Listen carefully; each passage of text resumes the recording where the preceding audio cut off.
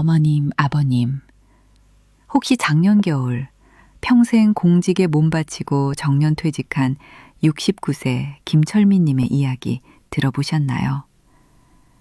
평생 모은 3억 원이 갑작스러운 암 진단 후 간병비와 신약 치료비로 단 2년 만에 전부 사라졌다고 합니다. 이게 과연 남의 일일까요? 뉴스에서는 100세 시대라고 하지만 정작 질병 없이 사는 건강 수명은 60대 중반에 멈춘다는 사실 알고 계셨습니까? 매달 나오는 60만 원대 국민연금으로 아픈 몸을 이끌고 남은 18년을 어떻게 버티시겠습니까? 혹시라도 자식에게 손 벌리는 순간 평생 지켜온 부모의 당당함과 존엄은 어떻게 될까요? 오늘 영상 놓치시면 10년 뒤 정말 땅을 치고 후회하실지도 모릅니다. 이미 수많은 분들이 공감하고 대비하고 있습니다. 나이 들수록 왜 돈이 사치가 아니라 목숨이자 존엄이 되는지 그 뼈아픈 이유 5가지를 지금 바로 시작하겠습니다. 어머님, 아버님, 혹시 평생 짊어진 책임의 무게가 버거워 단 하루만이라도 모든 걸 내려놓고 싶었던 적이 있으신가요? 여기 평생을 공무원으로 살아오며 단 한 번도 가족 앞에서 굽은 등을 보인 적 없던 한 남자가 있습니다. 굳은 살 박인 그의 손은 가족의 자랑이자 든든한 울타리였고 그의 통장은 가족의 역사가 빼곡히 담긴 훈장이었습니다. 하지만 세월이라는 무심한 파도 앞에 그 견고했던 울타리가 모래성처럼 허물어지기 시작했습니다. 오늘 들려드릴 이야기는 돈이 단순한 숫자가 아니라 한 사람의 인생, 그리고 마지막 자존심이 되는 순간에 대한 기록입니다. 박만수 씨, 올해 나이 70, 그는 자타가 공인하는 성실의 아이콘이었다. 동사무소 9급으로 시작해 정년퇴직할 때까지 그의 인생엔 지각도 결근도 없었다. 매일 아침 6시면 어김없이 일어나 동네 한 바퀴를 돌고 빳빳하게 다린 와이셔츠에 반듯하게 맨 넥타이는 그의 자부심 그 자체였다. 그런 그에게는 평생의 동반자이자 유일한 약점인 아내 이순자 씨가 있었다. 순자 씨는 남편의 고지식함과 무뚝뚝함마저 사랑으로 감싸 안는 봄날의 햇살 같은 여자였다. 그날도 여느 때와 같은 오후였다. 북적이는 재래시장, 순자 씨가 생선 가게 앞에서 흥정을 하는 동안 만수 씨는 조금 떨어진 곳에서 팔짱을 낀 채 못마땅한 표정으로 서 있었다. 아이고, 사모님, 오늘 고등어는 진짜 물건이야. 그냥 가져가. 에이, 사장님도 1,000원만 깎아줘요. 우리 영감 오늘 저녁에 고등어 조림 해줘야 기운 차리지. 순자 씨의 애교 섞인 목소리에 만수 씨는 헛기침을 했다. 저 놈의 시장만 오면 아내가 자기보다 어린 상인들에게 굽실거리는 꼴이 영 보기 싫었다. 평생 나라 녹을 먹은 공무원 집안 안 사람이 지켜야 할 품이라는 게 있지 않은가. 그만하면 됐어. 뭘 또 깎아. 그냥 제값 주고 사. 만수 씨의 퉁명스러운 말에 순자 씨가 돌아보며 눈을 흘겼다. 당신은 몰라. 이렇게 1,000원, 2,000원 아껴야 우리 손주 과자 값이라도 나오는 거야. 꼬박꼬박 나오는 연금만 믿고 있다가 큰 코 다친다니까. 누가 들으면 나라에서 연금도 안 주는 줄 알겠네. 내 통장에 모아둔 돈이 얼만데. 걱정도 팔자야. 만수 씨는 큰 소리를 쳤지만 속내는 조금 달랐다. 아내의 말처럼 국민연금 60여만 원과 퇴직금을 쪼개받는 돈으로는 빠듯한 게 사실이었다. 그래도 평생 모은 3억 원짜리 적금 통장이 있으니 마음 한구석은 든든했다. 그 돈은 아들 지훈이 장가갈 때 보태주고 남은 부부의 노후를 지켜줄 마지막 보루였다. 그 돈만큼은 무슨 일이 있어도 절대 깨지 않으리라 만수 씨는 수없이 다짐했다. 집으로 돌아오는 길, 만수 씨가 갑자기 가슴을 부여잡으며 거친 기침을 토해냈다. 쿨럭, 쿨럭. 쇳소리가 섞인 기침은 좀처럼 멋지 않았다. 순자 씨의 얼굴에 걱정이 어렸다. 여보, 당신 요새 기침이 왜 이렇게 잦아? 병원 한번 가보자. 응? 됐어. 나이 들면 다 이러는 거야. 유난 떨지 마. 만수 씨는 대수롭지 않게 아내의 손을 뿌리쳤다. 병원. 그 두 글자가 싫었다. 평생 건강하다는 자신 있었는데 의사 앞에서 약한 모습을 보이는 건 그의 자존심이 허락하지 않았다. 무엇보다 돈이 무서웠다. 한번 병원 문턱을 넘으면 여기저기 검사하라고 할 테고 그러다 별거 아닌 걸로 수십만 원 깨지는 건 일도 아니었다. 그 돈이면 아내와 뜨끈한 온천이라도 한 번 더 다녀오는 게 낫다고 생각했다. 그것은 그의 어리석은 오만이자 돌이킬 수 없는 후회의 시작이었다. 평온했던 일상에 균열이 생긴 건 그로부터 2달 뒤 아들 지훈의 가족이 찾아온 주말이었다. 손주의 재롱에 모처럼 웃음꽃이 피던 저녁 식사 자리. 만수 씨는 갑자기 숟가락을 떨어뜨리며 식탁 위로 쓰러졌다. 모든 것이 순식간이었다. 119 구급차에 한 사이렌 소리, 병원의 차가운 소독약 냄새, 그리고 의사의 무표정한 얼굴. 폐암 말기입니다. 다른 장기로 전이도 시작된 것 같군요. 의사의 한마디는 사형 선고와도 같았다. 세상이 무너져 내리는 것 같았다. 순자 씨는 그 자리에 주저앉아 오열했고 아들 지우는 하얗게 질린 얼굴로 할 말을 잃었다. 정작 만수 씨는 덤덤했다. 아니, 덤덤한 척했다. 왜 하필 나에게라는 원망과 이제 어떻게 하나라는 두려움이 온몸을 휘감았지만 그는 가족 앞에서 무너질 수 없었다. 평생 그려왔던 것처럼 그는 가장이었다. 그때부터 돈과의 전쟁이 시작되었다. 항암 치료, 방사선 치료, 그리고 효과가 좋을지도 모른다는 신약 치료까지. 건강보험이 적용되지 않는 비급여 항목들은 상상을 초월하는 금액이었다. 한 달 병원비가 어지간한 직장인 월급보다 많이 나왔다. 거기에 몸을 가누지 못하는 만수 씨를 위한 간병인 비용까지 더해지자 통장 잔고는 눈 녹듯 사라져갔다. 만수 씨는 병실 침대에 누워 천장만 바라보는 날이 많아졌다. 평생 단 한 번도 흐트러진 모습을 보인 적 없던 그였다. 하지만 이제는 대소변조차 남의 손을 빌려야 했다. 자기 삶에 대한 통제권을 완벽하게 잃어버린 기분. 연구에 따르면 자기 삶에 대한 통제감을 잃은 노인들은 우울증을 겪을 위험이 크게 높아진다고 한다. 만수 씨 역시 깊고 어두운 터널 속으로 끝없이 추락하고 있었다. 어느 날 밤, 지훈이 조심스럽게 병실로 들어왔다. 그의 손에는 서류 몇 장이 들려 있었다. 아버지 드릴 말씀이 있어요. 지훈은 어렵게 입을 뗐다. 병원비 중간 정산서와 남은 통장 잔고 내역이었다. 3억 원이라는 영원히 마르지 않을 것 같던 샘물은 이제 바닥을 보이고 있었다. 2년도 채 되지 않은 시간이었다. 이대로는 안 될 것 같아요. 제가 알아봤는데 아버지가 가진 암보험으로는 턱없이 부족해요. 비급여 항목이랑 간병비까지 합치니까 실제 부담해야 할 돈이 너무 커요. 그래서 말인데 집을 파는 게 어떨까 싶어서요. 그리고 저희 집으로 들어오세요. 제가 모실게요. 아들의 말은 비수처럼 만수 씨의 가슴에 박혔다. 집, 그 집은 단순한 벽돌 건물이 아니었다.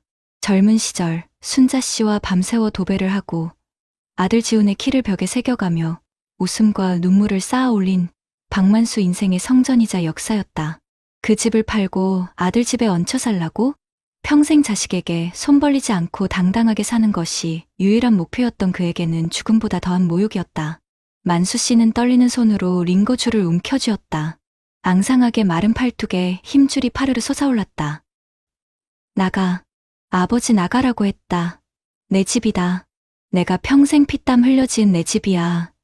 그걸 내가 뭔데 팔아라 말아야. 만수 씨의 고함에 순자 씨가 놀라 달려왔다. 병실은 순식간에 얼어붙었다.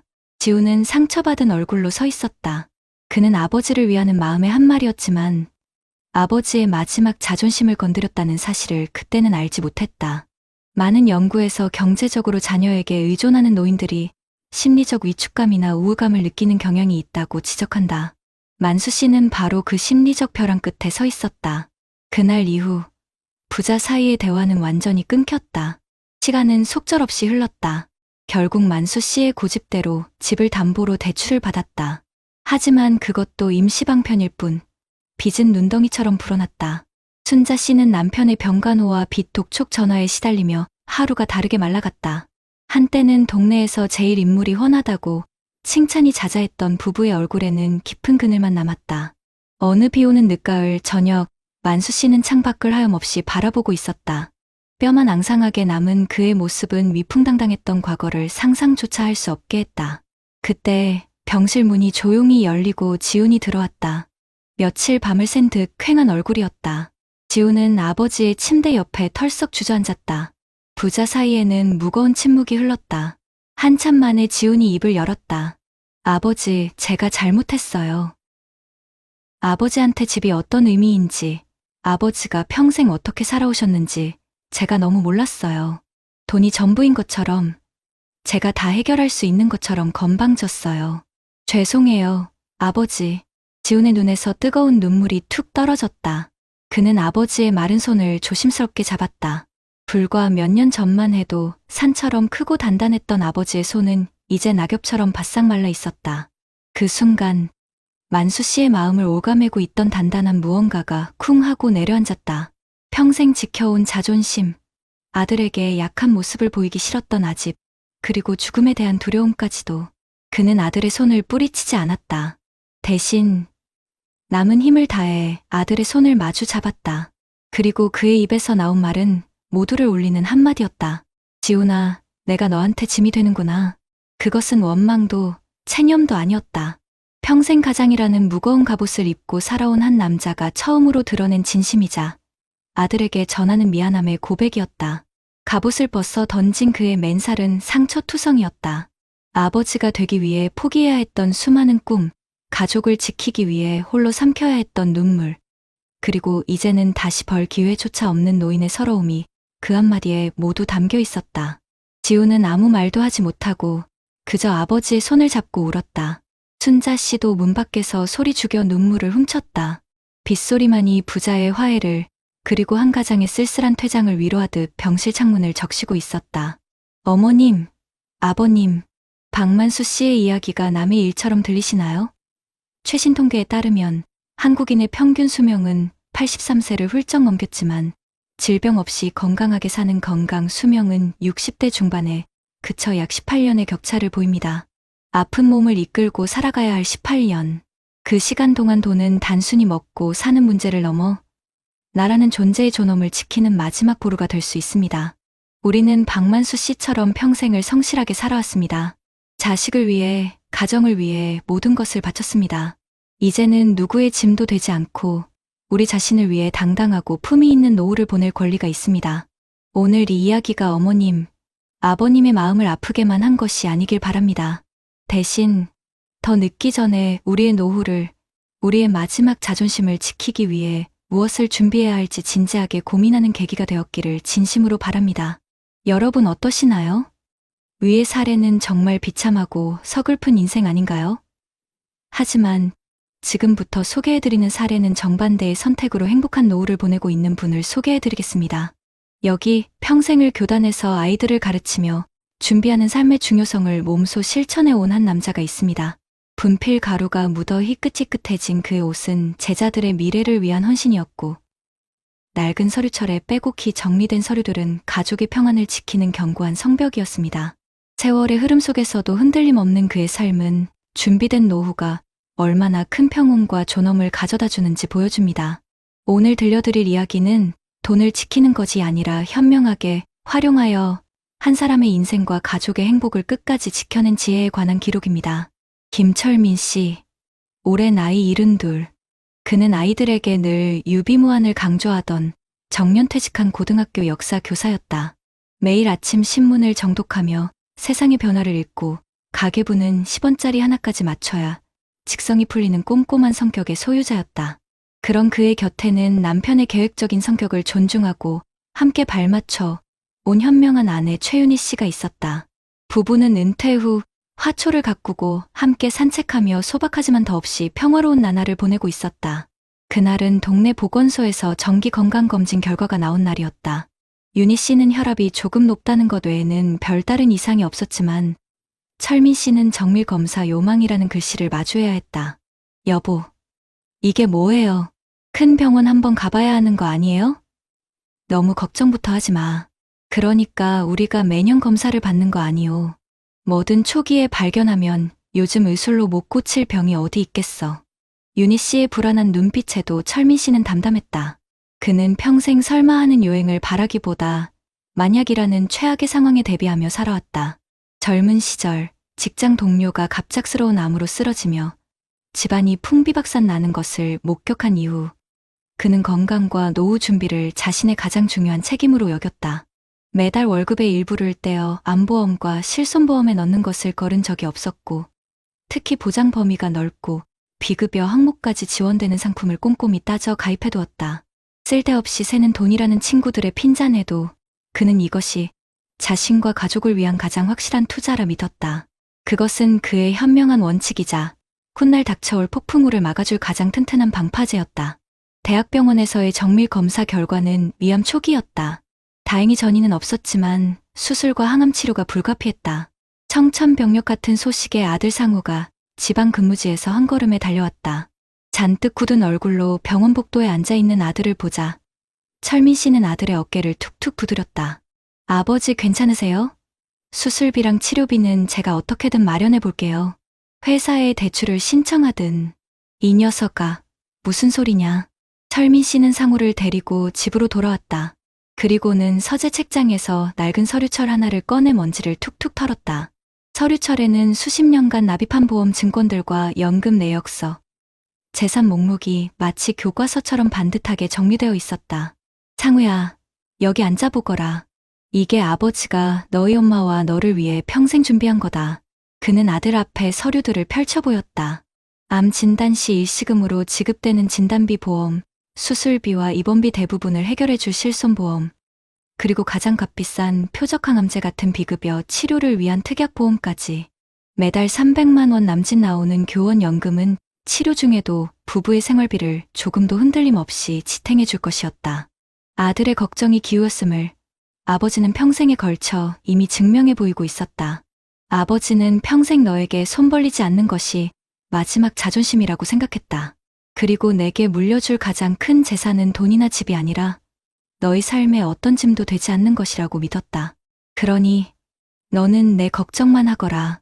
내 가정을 지키는 것이 지금 내가 할 가장 큰 효도다. 상우는 아무 말도 할 수 없었다. 아버지의 낡은 서류철은 단순한 종이 뭉치가 아니었다. 그것은 가족을 향한 아버지의 깊고 소리 없는 사랑이었고 수십 년의 세월을 관통하는 책임감의 결정체였다. 많은 연구에서 노년기 경제적 자립이 자녀, 세대와의 긍정적 관계 유지에 매우 중요한 요소라고 말한다. 김철민 씨는 바로 그 긍정적 관계의 토대를 평생에 걸쳐 스스로 쌓아 올린 것이다. 상우는 그제야 안도의 한숨과 함께 뜨거운 눈물을 흘렸다. 아버지를 걱정했던 마음이 이제는 존경과 감사함으로 바뀌는 순간이었다. 수술은 성공적으로 끝났고 이후 몇 차례의 항암 치료가 이어졌다. 과정은 고통스러웠지만 적어도 돈 때문에 치료를 망설이거나 가족의 눈치를 보는 일은 없었다. 값비싼 신약 치료가 필요할 때도 철민 씨는 주저없이 최선의 선택을 할 수 있었다. 보험사에서 나온 진단비와 치료비는 병원비를 충당하고도 남아 아내 윤희 씨의 간병 부담을 덜어주기 위해 간병인을 고용하는 데 쓰였다. 연금 덕분에 생활비 걱정도 없으니 부부는 오롯이 치료와 회복에만 집중할 수 있었다. 어느 햇살 좋은 봄날, 퇴원을 앞둔 철민 씨는 병원 벤치에 앉아 아내와 함께 도단하는 새순을 바라보고 있었다. 수술로 수척해졌지만 그의 눈빛은 그 어느 때보다 평온했다. 여보, 당신이 젊을 때부터 그렇게 보험료 내는 걸 보고 내가 속으로 얼마나 구두쇠라고 흉받는지 몰라. 미안해요. 당신 덕분에 우리가 이렇게 편안하게 이 힘든 시간을 넘기네요. 윤희 씨의 말에 철민 씨는 그저 아내의 손을 따뜻하게 잡아줄 뿐이었다. 그때 손주를 데리고 상우가 환한 얼굴로 다가왔다. 할아버지, 보고 싶었어요. 5살배기 손주가 달려와 철민 씨의 품에 안겼다. 철민 씨는 손주를 힘껏 안아주었다.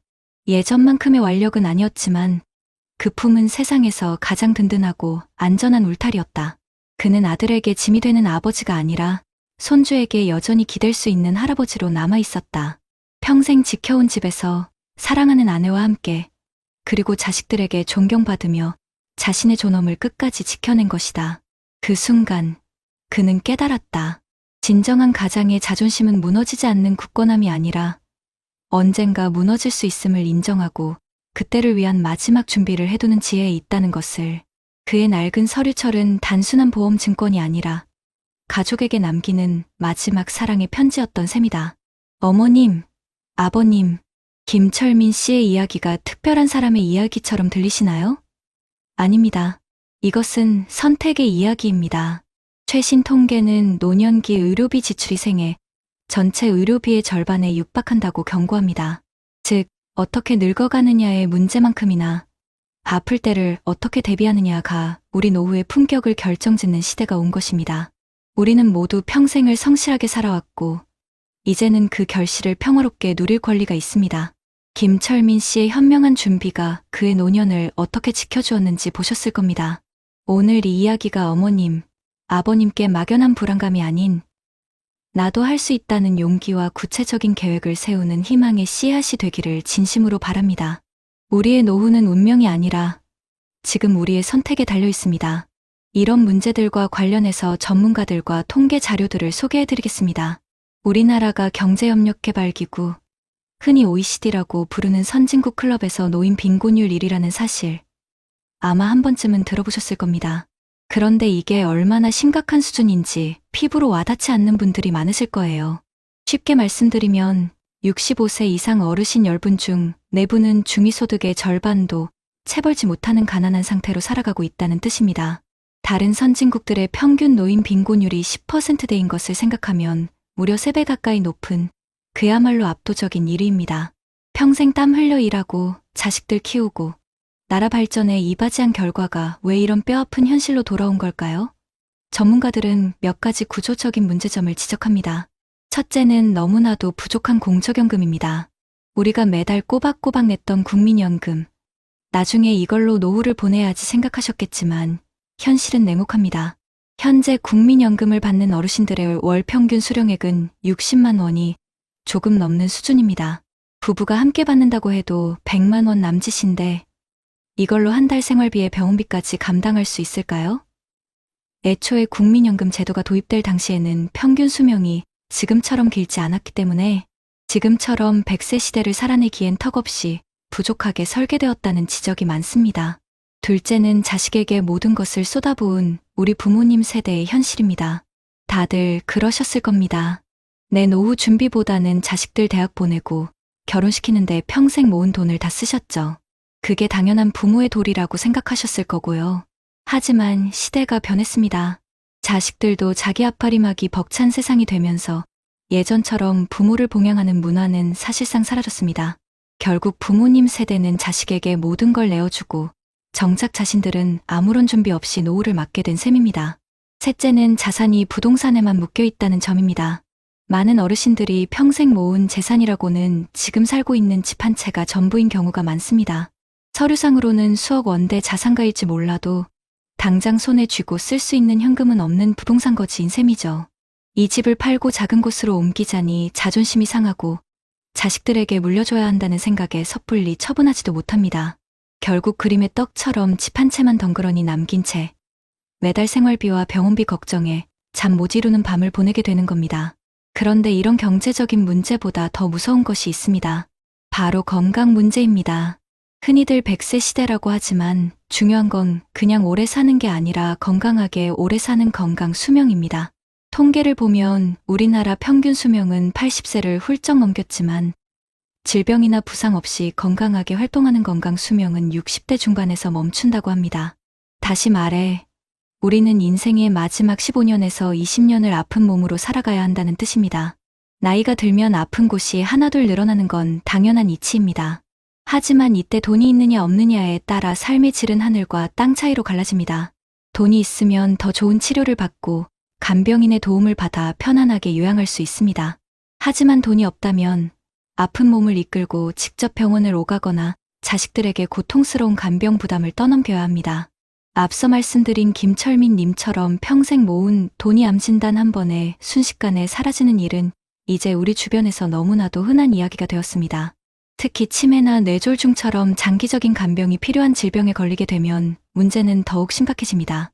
한 달에 수백만 원씩 들어가는 간병비를 감당하지 못해 온 가족이 함께 무너지는 경우가 비일비재합니다.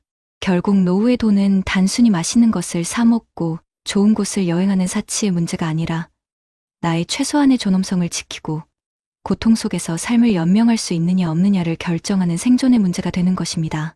돈이 없으면 아플 때 제대로 된 치료를 받을 권리마저 박탈당하고 자식들에게 짐이 된다는 죄책감 속에서 하루하루를 버텨내야 합니다. 이것이 바로 우리가 나이 들수록 돈이 목숨이자 존엄이라고 부르는 이유입니다. 내가 평생 지켜온 자존심과 품위를 잃지 않고 마지막 순간까지 인간다운 삶을 살기 위한 최후의 보루. 그것이 바로 노후 자금인 것입니다. 그렇다면 납선 사례들을 해결할 수 있는 방법은 무엇이 있을까요?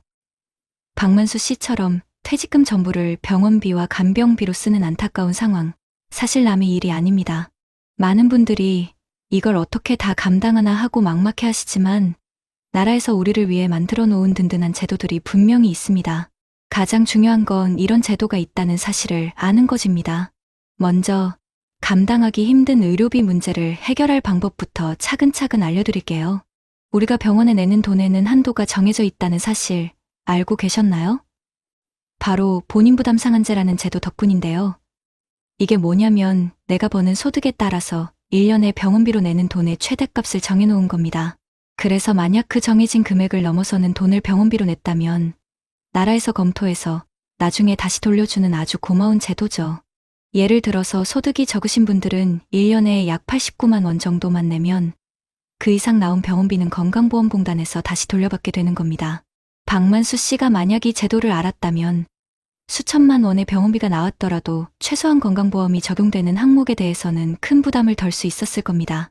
그런데 이런 제도가 있어도 건강보험이 안 되는 비급여 항목 때문에 허리가 휘청하시는 분들이 많죠. 이 문제도 해결할 방법이 있습니다. 바로 재난적 의료비 지원 사업인데요. 이름 그대로 재난 수준의 의료비가 나왔을 때 나라에서 도와주는 겁니다. 소득이 아주 높지 않은 가구가 한 해 번 돈의 10% 이상을 의료비로 썼을 때 바로 그 비급여 항목까지 포함해서 1년에 최대 5천만 원까지 지원을 해줍니다. 암이나 큰 병뿐만 아니라 모든 병에 다 해당되니까 박만수 씨의 경우에 가장 직접적인 도움이 될 수 있었던 제도라고 할 수 있습니다.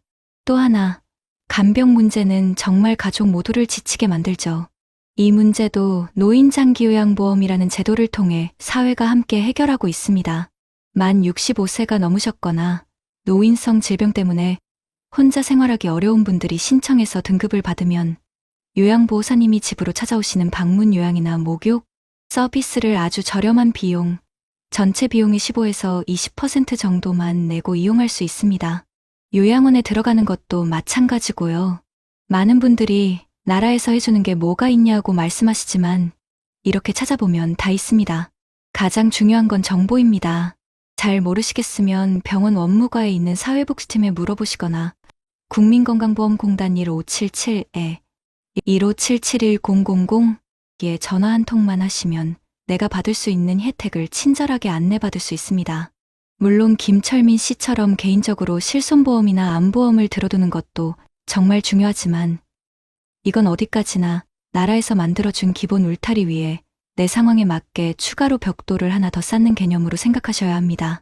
다음으로 집 문제입니다. 아들한테 집 팔자는 이야기를 들었을 때 박만수 씨의 심정은 어땠을까요? 이건 단순히 돈 문제가 아니라 평생을 바쳐 이룬 내 삶의 터전, 내 자존심이 걸린 문제거든요. 집을 지키면서도 매달 꼬박꼬박 돈이 나오게 할 방법은 없을까요? 당연히 있습니다. 바로 주택연금입니다.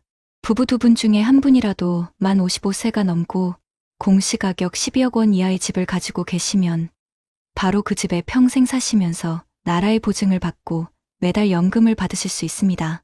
나중에 두 분 모두 돌아가시면 그때 집을 팔아서 그동안 받았던 연금을 갚는 방식이고요. 만약 집값이 그동안 받은 연금보다 더 많이 남으면 자식들에게 상속이 되고 혹시라도 모자라더라도 자식들에게 더 내라고 하지 않으니 정말 안전한 제도입니다. 박만수 씨가 이걸 활용했다면 집을 팔지 않고도 가장의 품위를 지키면서 매달 나오는 돈으로 치료비와 생활비에 큰 보탬을 얻을 수 있었겠죠. 우리나라 어르신들 재산의 대부분이 부동산에 묶여 있다고 하잖아요. 주택연금은 바로 이 묶여있는 재산을 매달 쓸 수 있는 살아있는 현금으로 바꾸는 가장 좋은 방법입니다. 자식한테 집 한 채는 물려줘야지 하는 생각에서 벗어나서 내 노후는 내가 책임진다는 생각에 전환이 필요합니다. 내가 건강하고 품위 있게 노후를 보내는 것이야말로 자식들에게 물려줄 수 있는 가장 큰 재산 아니겠습니까? 마지막으로 건강 이야기입니다. 박만수 씨는 병원 가기를 꺼리다 병을 키웠고 김철민 씨는 꾸준히 검진을 받아서 병을 일찍 찾아냈죠. 치료 결과와 비용의 차이는 바로 여기서부터 시작됩니다. 우리나라 국민이라면 누구나 정기적으로 국가건강검진을 무료나 아주 저렴한 비용으로 받을 수 있습니다.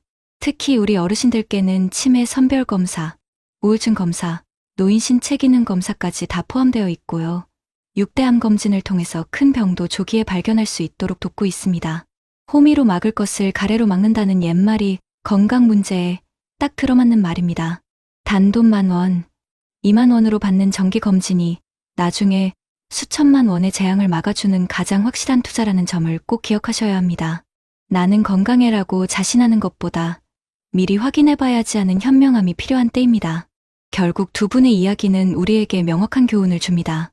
노후의 불행은 어느 날 갑자기 벼락처럼 찾아오는 게 아니라 미리 대비하지 않은 위험에 나 자신을 그냥 내버려 두었을 때 조용히 시작되는 겁니다. 지금 당장 내가 이용할 수 있는 국가 제도가 무엇인지 꼼꼼히 알아보고 자녀들과 함께 나의 노후 계획에 대해 솔직하게 이야기 나누는 것.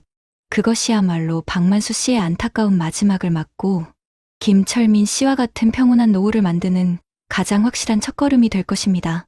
내 평생을 바친 이 손으로 흙을 일구고 자식을 키웠습니다. 거칠어진 마디마디에 새겨진 세월이 어찌 이리 서럽게만 느껴지는지요. 우리네 인생은 참으로 닮아 있으면서도 그 마지막 모습은 너무나도 다릅니다. 한 분은 평생 모은 퇴직금을 속절없이 병원비로 쏟아부어야 했던 박만수 어르신이었고, 다른 한 분은 미리 준비하고 알아본 덕분에 든든한 울타리 안에서 평온한 노후를 보내고 계신 김철민 어르신이었습니다. 두 분의 삶이 어찌 처음부터 달랐겠습니까? 그저 마지막 고갯길에서 한 분은 몰라서 외나무 다리를 위태롭게 건너야 했고, 다른 한 분은 알아서 튼튼한 다리를 건널 수 있었을 뿐입니다. 우리는 너무나 오래 나 자신을 돌보는 법을 잊고 살았습니다. 내 몸이 아픈 것보다 자식 밥 굶을까 걱정이 앞섰고, 낡은 옷을 입을지언정 집 하나는 꼭 지켜야 한다고 믿었습니다. 그것이 부모된 도리라 여기며 쉼없이 달려온 세월이었습니다. 하지만 이제는 기억해야 합니다. 나라가 우리에게 내미는 따뜻한 손길이 있다는 것을요. 감당 못할 병원비에 가슴 철렁 내려앉을 때 우리를 지켜주는 본인 부담 상한제와 재난적 의료비 지원 사업이 있습니다. 이는 단순히 돈을 아끼게 해주는 제도가 아닙니다. 평생 성실하게 살아온 당신의 삶이 병마 앞에서 무너지지 않도록 국가가 마지막 보루가 되어주겠다는 약속입니다. 자식에게 손 벌리기 미안해 끙끙 앓던 간병의 시간들. 이제는 노인장기요양보험이라는 사회적 효자에게 기댈 수 있습니다. 내 집에서 편안하게 돌봄을 받는 것은 우리가 누려야 할 당연한 권리입니다. 더 이상 혼자서 모든 짐을 짊어지려 애쓰지 마십시오. 당신의 고단했던 어깨를 잠시나마 기댈 수 있도록 사회가 함께하고 있습니다. 평생의 안식처인 집을 팔아야 할지도 모른다는 절망 앞에서 주택연금은 우리의 자존심을 지켜주는 마지막 희망입니다. 내가 평생을 바쳐 이룬 이 소중한 집에서 내 아이들에게 아쉬운 소리하지 않고 당당하게 살아갈 권리를 지켜주는 것입니다. 자식에게 집 한 채 물려주는 것보다 더 위대한 유산은 부모가 마지막까지 웃음을 잃지 않고 품위 있게 살아가는 모습을 보여주는 것이 아닐까요? 그리고 이 모든 것의 시작은 나는 건강해라는 맹신이 아닌 혹시 모르니라는 작은 관심에서 비롯됩니다. 국가건강검진은 단순히 몸을 살펴보는 행위를 넘어 나 자신을 사랑하고 내 가족의 미래를 지키는 가장 첫 번째 약속입니다. 호미로 막을 것을 가래로 막는 어리석음을 되풀이해서는 안 됩니다. 어르신들의 지난 세월은 그 자체로 존경받아 마땅한 역사입니다. 그 역사의 마지막 장이 후회와 눈물로 채워져서는 안 됩니다. 지금껏 자식과 가정을 위해 모든 것을 바치셨다면 이제 남은 시간은 온전히 당신 자신을 위해 채워나가야 합니다. 두려워 마십시오. 몰라서 외로운 길을 걷지 마십시오. 국민건강보험공단 1000. 이 전화번호 하나가 당신의 내일을 바꿀 수 있습니다. 작은 용기를 내어 문을 두드릴 때 당신의 노후는 박만수 어르신의 안타까움이 아닌 김철민 어르신의 평온함으로 채워질 것입니다. 당신의 남은 세월이 고단함의 끝이 아닌 비로소 시작되는 행복의 여정이 되기를 저희가 진심으로 곁에서 응원하겠습니다. 안녕하세요. 저는 오늘 제 억울한 사연을 이 자리에서 말씀드리려고 나왔습니다. 혹시 여러분도 명절만 다가오면 가슴이 답답해지지 않으신가요? 또 무슨 일이 벌어질까? 이번에도 참아야 하나? 이런 걱정 해보신 적 있으신가요? 최근 뉴스에서도 보셨을 겁니다. 지난 추석 연휴에만 가정폭력 신고가 평소보다 30% 넘게 늘었다고 합니다. 어떤 집은 설 상차림 도중 말싸움이 커져 결국 경찰이 출동하고 이혼 소송으로까지 이어졌습니다. 남의 집 이야기 같으신가요? 하지만 이런 일은 나이와 지역을 막론하고 점점 더 많은 가정에서 일어나고 있습니다. 명절이 가족의 화합이 아니라 갈등의 무대가 되어버린 현실. 저도 그 고통을 직접 겪었습니다. 그래서 오늘은 제가 살아온 그 억울한 사연을 있는 그대로 말씀드리려 합니다. 제발 끝까지 들어주시길 부탁드립니다. 제 이름은 박소연입니다. 23세 결혼해서 30에 넘게 살아왔습니다. 한때는 인천의 작은 전자부품 회사에서 경리로 일하며 숫자 하나 틀리지 않게 장부를 맞추던 사람이었는데 지금 제 손은 전단지를 접고 설거지 거품을 훑는 데 더 익숙합니다. 거울 속 제 모습에서 가장 먼저 보이는 건 얼굴보다도 주름진 손등입니다. 그 손이 내 세월과 삼켜온 한숨을 대신 보여줍니다. 특히 명절이 다가올 때면 그 주름이 더 거칠어지고 제 마음은 더 무거워졌습니다. 추석이 다가오면 단톡방에 시어머니의 지시가 떨어집니다. 송편은 3가지, 나물은 5가지 이상, 잡채는 넉넉히. 큰 며느리는 직장에 다닌다. 둘째 며느리는 아이가 아직 어리다. 그러니 막내 며느리인 내가 맡아야 한다는 말은 항상 당연하게 흘러나왔습니다. 남편 태수는 괜히 말 꺼내서 분위기 흐리지 마. 그냥 엄마가 하라는 대로 하자라며 손사래를 쳤습니다.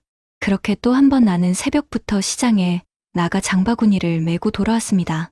팔이 후들거리고 손등은 퉁퉁 부어올랐습니다. 명절 전날 밤, 부엌은 전기름 냄새와 튀김 소리로 가득했습니다. 나는 뜨거운 기름 앞에 서서 허리를 굽혔고 남편은 거실 소파에 앉아 텔레비전 뉴스를 보고 있었습니다. 자막에는 추석 물가 상승이라는 글자가 지나갔습니다. 나는 조심스럽게 말했죠. 내일 성묘 갈 때 과일은 태수가 좀 챙겨줘. 그는 리모컨을 만지작거리며 대답했습니다. 그 정도는 내가 해. 넌 숫자 세는 건 잘하잖아. 전개수 세듯이. 그는 농담처럼 웃었지만 나는 웃을 수가 없었습니다. 한때 장부를 책임지던 내 손이 이 집에서는 가장 값싸게 쓰이는 손이라는 사실이 가슴을 저리게 했습니다. 성묘 당일 경기도 양평의 산자락 묘역에 도착했을 때 이미 시누이와 시어머니는 자리를 잡고 있었습니다. 나는 아이스박스와 반찬통을 3번이나 왕복해 옮겼습니다. 숨이 턱에 찼지만 누구도 나를 도와주지 않았습니다. 그때 시어머니는 내 앞치마를 훑어보며 한마디 하셨습니다. 소연아, 잡채가 싱겁네. 간장 좀 더 넣어. 바로 이어 시누이가 거들었습니다. 형님, 당면이 불었어요. 보기에도 그렇잖아요. 나는 젓가락으로 잡채를 다시 비비며 억지 웃음을 지었습니다. 남편은 멀리서 형들과 담소를 나누고 있었고 내게 단 한 번도 시선을 주지 않았습니다. 상차리는 내내 지적은 이어졌습니다. 나물은 오른쪽, 과일은 왼쪽, 저는 색깔 순서대로. 나는 그 지시에 따라 접시를 옮겼습니다. 그때마다 내 손등에 주름이 눈에 들어왔습니다. 오래된 장부처럼 구겨진 그 주름은 나에게 속삭이는 듯했습니다. 언제까지 이렇게 버틸 거냐. 정오 무렵 작은 사건이 벌어졌습니다. 보온통에 담아온 미역국이 이동 중에 살짝 흘러내렸던 겁니다. 얇은 국물 자국이 흙바닥에 그어졌습니다. 시누이는 혀를 차며 말했습니다. 형님, 이런 건 미리 확인하셨어야죠. 여기 흙 다 더러워졌잖아요. 시어머니도 차갑게 덧붙였습니다. 조상님 앞인데 왜 이렇게 덤벙대니? 그 말은 내 어깨 위로 무겁게 떨어졌습니다. 남편은 멀찍이서 한마디 던졌습니다. 그러니까 천천히 좀 하라니까. 순간 나는 물티슈를 집어 바닥을 닦았습니다. 햇빛이 쏟아지는 흙바닥 위에서 내 손등이 주름마다 땀이 맺혔습니다. 참아야 한다고, 그냥 지나가자고 속으로 몇 번이고 되뇌었습니다. 제사 시작을 앞두고 긴장이 높아졌습니다. 상 위에 공기를 들어 올리려는 순간 벌 한 마리가 내 귓가를 맴돌았습니다. 나는 순간적으로 몸을 피했고 밥그릇이 기울어질 뻔했습니다. 다행히 떨어뜨리진 않았지만 시누이가 곧장 소리쳤습니다. 아, 정말 또 그럴 뻔했네. 남편의 얼굴이 굳어졌고 시어머니는 길게 한숨을 쉬었습니다. 체면 좀 지켜라, 제발. 모두의 시선이 내 손으로 쏠렸습니다. 그때 내 마음속에서 무언가 금이 가기 시작했습니다. 단순한 실수 하나가 내 존재 전체를 부정하는 듯한 그 순간, 나는 처음으로 이제 그만해야 하는 게 아닐까 하는 생각을 품었습니다. 바람은 거세졌고 상 위의 흰 보자기가 크게 흔들렸습니다. 나는 그 보자기 끝을 주름진 손으로 붙잡고 있었지만 사실은 오래 붙잡아온 다른 것들을 놓아야겠다는 생각이 마음 깊은 곳에서 꿈틀거리고 있었습니다. 시어머니의 목소리가 다시 날카롭게 들려왔습니다. 소연아, 물 좀 더 떠와. 그리고 쓰레기는 내가 모아. 나는 고개를 끄덕이며 물통을 들었지만 발걸음은 자꾸 무거워졌습니다. 내 뒤에서 들려오는 웃음소리, 농담처럼 주고받는 형제들의 대화는 나와는 전혀 상관없는 세상의 소리 같았습니다. 그 순간 깨달았습니다. 이 집에서 나는 단 한 번도 가족이 된 적이 없었다는 걸. 내 손의 주름은 그저 살림꾼의 세월을 말해줄 뿐 존중이나 감사의 흔적은 아니었다는 걸. 그리고 이번 명절이 아마도 내 인생을 송두리째 바꿔놓게 될 것이라는 불길한 예감이 서서히 현실이 되어가고 있었습니다. 제사는 시작되었고 큰형부터 차례대로 절을 올렸습니다. 이어 둘째 형, 그리고 남편 태수의 차례가 다가왔습니다. 그는 조용히 절을 마치고 나서도 내 눈길조차 주지 않았습니다. 내가 밥그릇을 들어 올려 조상님 앞에 놓으려는 순간 손이 살짝 떨렸습니다. 무거운 그릇이 아니라 무겁게 내려앉은 마음 때문이었습니다. 밥알 몇 알이 그릇 가장자리를 타고 흘러내렸습니다. 그 순간 형님이 혀를 찼습니다. 아이고, 참 이런 것도 제대로 못하나. 시어머니는 얼굴을 찌푸리며 내 쪽을 노려보았습니다. 체면이 말이 아니구나. 태수의 목소리도 높아졌습니다. 왜 이렇게 매번 흘리고 다녀? 사람 망신시키려고 작정했어? 모든 사람들의 시선이 내게 꽂히는 순간 남편이 다가오더니 내 어깨를 발로 거칠게 밀쳤습니다. 균형을 잃은 나는 그대로 바닥에 주저앉으며 밥그릇을 떨어뜨렸습니다. 흙바닥 위에 밥알과 국물이 흩어졌습니다. 숨소리조차 멈춘 듯 정적이 흐르는 사이 귀에 쟁쟁하게 울린 건 형제들의 탄식과 시어머니의 차가운 목소리뿐이었습니다. 막내가 성격이 급해서 그렇지. 저런 건 금방 풀릴 거다. 그 말은 나를 위로하는 말이 아니었습니다. 남편을 감싸는 말이었죠. 나는 주저앉은 채 주름진 손등을 바라보았습니다. 흙먼지가 묻은 그 손은 이제 더 이상 참을 수 없다는 듯 떨리고 있었습니다. 아무도 내 편이 되어주지 않았습니다. 그저 내가 잘못했다고, 내가 덤벙댔다고 말할 뿐이었습니다. 아이조차 눈치를 보며 나를 바라봤습니다. 그 눈빛을 보는 순간 내 안에서 뭔가 무너져 내렸습니다. 나는 벌떡 일어나 흙먼지를 털지도 않은 채 휴대폰을 꺼냈습니다. 손가락이 떨리면서도 또렷하게 번호를 눌렀습니다. 여보세요, 경찰서죠? 방금 남편에게 폭행을 당했습니다. 조상님 묘소 앞 가족들이 다 목격자입니다. 순간 주변이 술렁였고 시누이는 소리쳤습니다. 지금 뭐 하는 거야? 가정사인데 창피하게. 시어머니도 달려와 내 손을 붙잡으며 애원했습니다. 작은 애야, 전화 끊어라. 이건 집안일이야. 하지만 나는 더 이상 주저하지 않았습니다. 집안일이라면서 왜 제 몸은 늘 상처투성이었을까요? 오늘은 못 참겠습니다. 잠시 후 경찰차가 산길을 따라 올라왔습니다. 남편은 당황해서 내 휴대폰을 빼앗으려 했지만 이미 늦었습니다. 경찰이 내 이름을 확인했고 나는 손목을 보여주었습니다. 땅에 넘어지며 삐끗한 자국이 붉게 번지고 있었습니다. 옆에서 누군가는 한숨을 쉬었고 누군가는 고개를 저었습니다. 하지만 그날 가족 중 단 한 명이 용기를 냈습니다. 둘째 형수, 나보다 몇 살 위의 언니 같은 사람은 망설이다가 조용히 말했습니다. 저도 봤습니다. 분명히 발로 강하게 밀쳤습니다. 그리고 이런 일이 처음이 아닙니다. 그 말이 울려 퍼지자 남편의 얼굴은 순식간에 창백해졌습니다. 가족들은 당황했고 시어머니는 나를 노려보며 속삭였습니다. 내가 결국 집안을 망치는구나. 며칠 후 나는 결국 이혼 소송을 제기했습니다. 법정에 서면서도 손이 떨렸지만 내 곁에는 증언을 자처한 형수가 있었습니다. 남편의 과거 폭력 전력까지 드러나자 법정 분위기는 바뀌었습니다. 판결은 내게 유리하게 흘러갔습니다.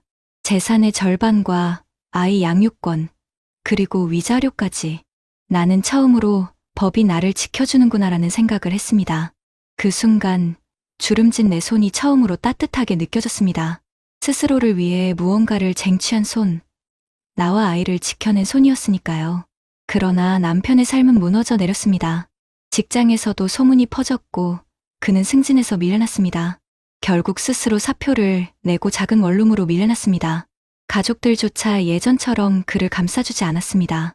그가 잃은 건 재산과 직장뿐만이 아니었습니다. 체면과 신뢰, 그리고 함께 살던 가족까지 모두 잃어버렸습니다. 반면 나는 아이와 함께 작은 아파트로 이사했습니다. 처음엔 막막했지만 여성인력개발센터에서 상담을 받으며 새로운 길을 찾았습니다. 어릴 적부터 꽃을 좋아했던 기억을 떠올리고 플로리스트 과정을 배우기 시작했습니다. 매일 아침 아이를 학교에 보내고 센터에서 꽃을 다듬는 시간은 내 삶의 새로운 페이지가 되었습니다. 몇 달 만에 자격증을 땄고 작은 꽃집을 열 수 있었습니다. 손님들은 내 꽃을 보고 참 정성이 묻어나네요라며 칭찬했습니다. 그 말 한마디가 지난 세월의 한숨을 덮어주었습니다. 아이도 변했습니다. 아버지 눈치를 보던 아이는 이제 집에서 웃음을 잃지 않았습니다. 엄마, 우리 집이 꽃밭 같아. 그 말에 나는 눈물이 핑 돌았습니다. 내 주름진 손이 이제는 아이의 미래를 위해 꽃을 가꾸고 있었습니다. 명절이 다가와도 두렵지 않았습니다. 더는 비난받는 자리에서 눈치를 보며 서 있지 않아도 되었으니까요. 몇 달 후, 나는 아이와 함께 시아버지 묘소를 찾았습니다. 이번에는 무거운 보자기가 아니라 꽃다발을 들고 갔습니다. 묘소 앞에 꽃을 놓으며 속삭였습니다. 아버님, 이제 저는 제 삶을 살고 있습니다. 손주도 잘 자라고 있으니 걱정하지 마세요. 바람이 불어와 잡초 사이에 작은 들꽃이 흔들렸습니다. 나는 그 모습을 보며 생각했습니다. 잡초를 베어내야 꽃이 핀다. 내 삶도 그렇게 다시 피어났구나. 시청자 여러분, 혹시 명절이 다가올 때마다 가슴이 무거워지지 않으신가요? 혹시 누군가의 눈치를 보며 참고만 살아오지 않으셨나요? 저는 그 길이 얼마나 위험한지, 얼마나 깊은 상처를 남기는지 온몸으로 겪었습니다. 제 이야기가 남 얘기처럼 들리지 않으셨기를 바랍니다. 언젠가 주름진 손으로라도 용기를 내야 할 순간이 옵니다. 제발 그 순간을 놓치지 마시길 바랍니다. 여러분 어떠시나요? 위의 사례는 정말 비참하고 서글픈 인생 아닌가요? 하지만 지금부터 소개해드리는 사례는 정반대의 선택으로 행복한 노후를 보내고 있는 분을 소개해드리겠습니다. 제 이름은 김영우입니다. 올해 64, 서울 성동구의 오래된 아파트에서 아내와 단둘이 살고 있습니다. 38배 동안 대기업 생산관리팀에서 일하다가 2020년에 정년퇴직을 했습니다. 퇴직금은 세후로 1억 6천만 원이 나왔습니다. 동료들 중에는 그 돈으로 치킨집을 하거나 친구 따라 상가 분양에 덜컥 투자한 사람도 있었습니다. 몇몇은 빚을 내서라도 한 방을 노렸고 결국 퇴직 2년 만에 가정이 무너진 경우도 있었습니다. 저는 달랐습니다. 회사에 다니던 시절부터 명절에 모이면 결국 돈 얘기, 건강 얘기 아니하는 걸 뼈저리게 느껴왔기 때문입니다. 아버지는 명절 때마다 소리 내술을 드시고 돈 문제로 작은아버지와 다투셨습니다. 저는 그 장면을 보며 자랐습니다. 그래서 늘 다짐했습니다. 내가 나이 들어 명절을 맞이할 때는 적어도 가족 앞에서 체면 구기는 일은 만들지 말자. 제 손등은 오랫동안 펜과 계산기를 잡으며 굳어갔습니다. 주름이 늘어갈수록 저는 더 치밀하게 준비했습니다. 퇴직 직전 10년 동안 저는 생활비를 아내와 상의해 줄이고 국민연금 외에도 퇴직연금과 개인연금을 조금씩 불려나갔습니다. 2025년 현재 국민연금으로 매달 105만 원, 퇴직연금에서 70만 원, 그리고 개인연금에서 45만 원을 받고 있습니다. 합쳐서 한 달 220만 원 가까이 안정적인 수입이 들어옵니다. 물론 요즘 물가가 올라 장바구니가 무겁지만 기본 생활비에는 큰 걱정이 없습니다. 그런데 이렇게 안정된 노후를 준비했다고 해서 마냥 순탄했던 건 아닙니다. 제가 58이 되던 해 아내가 갑작스레 유방암 초기 진단을 받았습니다. 그때 집에 있던 적금 일부를 깨서 치료비에 썼습니다. 직장 동료 몇몇은 보험 안 들어놨냐, 괜히 돈 허비하는 거 아니냐라고 했습니다. 하지만 다행히 조기 발견이었고 수술과 방사선 치료를 잘 마쳤습니다. 아내는 건강을 회복했고 저는 그 순간 확신했습니다. 돈은 쓰려고 모으는 것이고 가장 필요한 순간을 위해 준비하는 것이어야 한다는 걸요. 퇴직 후 몇 달이 지났을 때 친구 몇 명이 찾아왔습니다. 영호야, 요즘 비트코인 다시 오른다더라. 퇴직금 남은 거 넣자. 나 아는 지인 통해서 경기도에 땅 하나 들어갈 수 있는데 지금 안 하면 후회한다. 그때 저는 단호히 거절했습니다. 제 아버지가 명절 술자리에서 땅 사라, 주식 사라 했다가 몇 번이나 속을 썩은 걸 봐왔으니까요. 저는 대신 서울의 노후된 아파트를 팔고 같은 단지 재건축 조합에 가입했습니다. 안전하게 눈앞의 수익이 아니라 10년 뒤를 본 선택이었습니다. 명절이 다가올 때마다 저는 아내와 딸아이에게 말했습니다. 우리는 절대 명절 때문에 다투지 말자. 음식은 간단히 하고 제사도 형식에 얽매이지 말자. 오히려 살아있는 가족이 건강하게 밥 먹는 게 조상님이 더 기뻐하실 거다. 처음엔 시어머니가 반대했습니다. 큰 집인데 그렇게 대충 하면 되겠냐. 하지만 저는 정중히 말씀드렸습니다. 어머니, 지금은 시대가 바뀌었습니다. 저희도 몸과 마음을 지켜야 합니다. 시간이 흘러 시누이와 사촌들도 점점 동의하게 되었고 결국 명절 상차림은 절반 이하로 줄었습니다. 물론 갈등이 없었던 건 아닙니다. 설날 아침 작은 형이 술잔을 기울이며 이렇게 말했습니다. 형은 돈 버는 데만 관심 많았지? 재미없이 산 거 아니야? 순간 속이 쓰렸습니다. 하지만 저는 웃으며 대답했습니다. 재미보다 중요한 건 안전이지. 나도 내 손주가 눈치 보며 명절 보내는 건 원치 않아. 작은 형은 처음엔 못마땅해 했지만 몇 해가 지나 그의 가게가 폐업하면서 제 말에 고개를 끄덕였습니다. 2022년 추석에는 이런 일이 있었습니다. 아내가 명절 준비 중 허리를 삐끗했는데 예전 같았으면 그냥 참아라 했을 남편이었을 제가 직접 장을 보고 전을 부쳤습니다. 딸아이가 그 모습을 보고 말했습니다. 아빠, 이렇게 집안일 하는 모습 처음 본다. 보기 좋아요. 그 말 한마디에 지난 세월의 준비가 헛되지 않았음을 느꼈습니다. 아내는 여전히 내 손등을 보며 주름은 늘었지만 마음은 더 단단해졌다고 말했습니다. 제게도 위기의 순간은 있었습니다. 은행 이자가 오르면서 저축의 가치가 줄어들던 때였습니다. 지인들은 빚내서라도 집 두 채는 있어야 한다고 했습니다. 하지만 저는 무리하지 않았습니다. 퇴직금 절반은 채권형 펀드에 절반은 연금저축 계좌에 넣었습니다. 수익은 크지 않았지만 꾸준했습니다. 그리고 2025년 지금 친구들 중 일부는 빚에 허덕이고 있지만 저는 한 달 생활비와 의료비를 걱정 없이 쓰고 있습니다.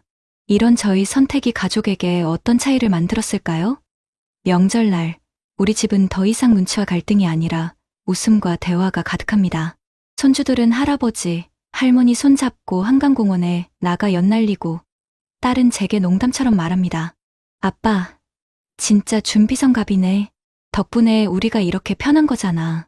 저는 그 말이 제 인생 최고의 칭찬이라고 생각합니다.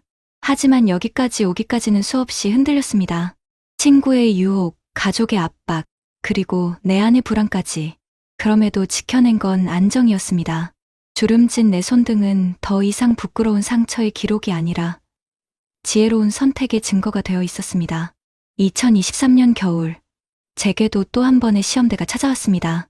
갑작스러운 허리디스크 악화로 2달 가까이 침대에 누워 지내야 했습니다. 움직이지 못하니 마음은 불안했고 이제 진짜 끝인가 하는 두려움이 몰려왔습니다. 하지만 놀라운 건 그 순간에도 생활이 크게 흔들리지 않았다는 사실이었습니다. 국민연금, 퇴직연금, 개인연금이 매달 꼬박꼬박 들어왔고 의료비는 실손보험으로 상당 부분 충당됐습니다. 아내는 영호 씨, 당신이 평생 준비한 덕분에 우리가 이렇게 버틸 수 있는 거예요 라고 제 손을 잡아주었습니다. 침대에 누운 채 그 말을 듣는 순간 저는 오히려 마음이 편안해졌습니다. 제가 퇴직 후 내린 작은 결정들이 얼마나 큰 힘을 발휘하는지 뼈저리게 느낀 건 그때였습니다. 주변 친구들 중에는 아프면 곧바로 생활비가 막히는 경우가 많았습니다. 병원비 때문에 카드빚을 지거나 자식에게 손을 벌리다 갈등이 생기는 경우도 흔했습니다. 하지만 저는 다르다는 걸 깨달았습니다. 준비한 만큼 삶이 지켜진다는 단순한 진리를 몸으로 배운 순간이었습니다. 그리고 그 겨울, 제 가족의 명절 풍경도 달라졌습니다. 예전 같으면 제사상 차리느라 부엌에서 허리까지 굽혀 일했을 아내가 이번에는 소파에 앉아 손주와 웃고 있었습니다. 음식은 간소하게 준비했고 부족하면 근처 식당에서 포장해와 함께 나눴습니다. 그런데도 조상님께 절을 올리는 분위기는 전혀 흐트러지지 않았습니다. 오히려 서로 웃고 대화하는 시간이 훨씬 길어졌습니다. 딸은 말했습니다. 아빠, 우리가 명절을 두려워하지 않게 된 건 아빠가 우리 가정을 바꿔놨기 때문이에요. 절정의 순간은 퇴직 후 3번째 맞은 추석에 찾아왔습니다. 작은 형 부부가 경제 문제로 크게 다퉜다는 소식이 들려왔습니다. 상가 투자에 실패의 빚이 불어나고 결국 이혼까지 갔다는 이야기였습니다. 그날 저녁 작은 형이 술에 취해 제 집 앞에 찾아왔습니다. 형, 난 왜 이렇게 됐을까? 형은 어떻게 그렇게 버티는 거야? 그가 울먹이며 묻는 모습을 보며 저는 지난 세월 제 선택이 옳았음을 다시금 확인했습니다. 저는 그에게 말했습니다. 나는 크게 번 건 없지만 크게 잃지도 않았어. 욕심을 줄이고 안정적인 길을 택했지. 늦지 않았어. 지금이라도 다시 시작하면 돼. 작은 형은 한참을 울다 돌아갔습니다. 그날 밤, 제 손등의 주름이 유난히 따뜻하게 느껴졌습니다. 그건 단순히 제 삶만을 지킨 것이 아니라 가족들에게 길을 보여주는 표시 같았습니다. 2025년 오늘, 제 하루는 소박하지만 단단합니다. 아침엔 아내와 함께 동네 공원을 산책하고 점심에는 소일거리 삼아 노인복지관에서 회계봉사를 합니다. 저녁이 되면 딸과 손주가 찾아와 함께 밥을 먹습니다. 텔레비전 뉴스에서 은퇴자들의 절반 이상이 생활비 부족으로 힘들다는 기사가 흘러나올 때 저는 가슴이 먹먹해집니다. 왜냐하면 저 역시 준비하지 않았다면 지금 그 통계 속 한 사람이 되어 있었을 테니까요. 저는 더 이상 명절을 두려워하지 않습니다. 가족이 모이면 갈등 대신 대화가 있고 술잔 대신 웃음이 오갑니다. 조상님께 절을 올릴 때도 떳떳합니다. 제가 평생 준비하며 살아왔습니다. 덕분에 제 가족은 오늘도 웃으며 모였습니다. 그렇게 속으로 고백할 수 있으니까요. 여러분, 제 이야기는 특별한 영웅담이 아닙니다.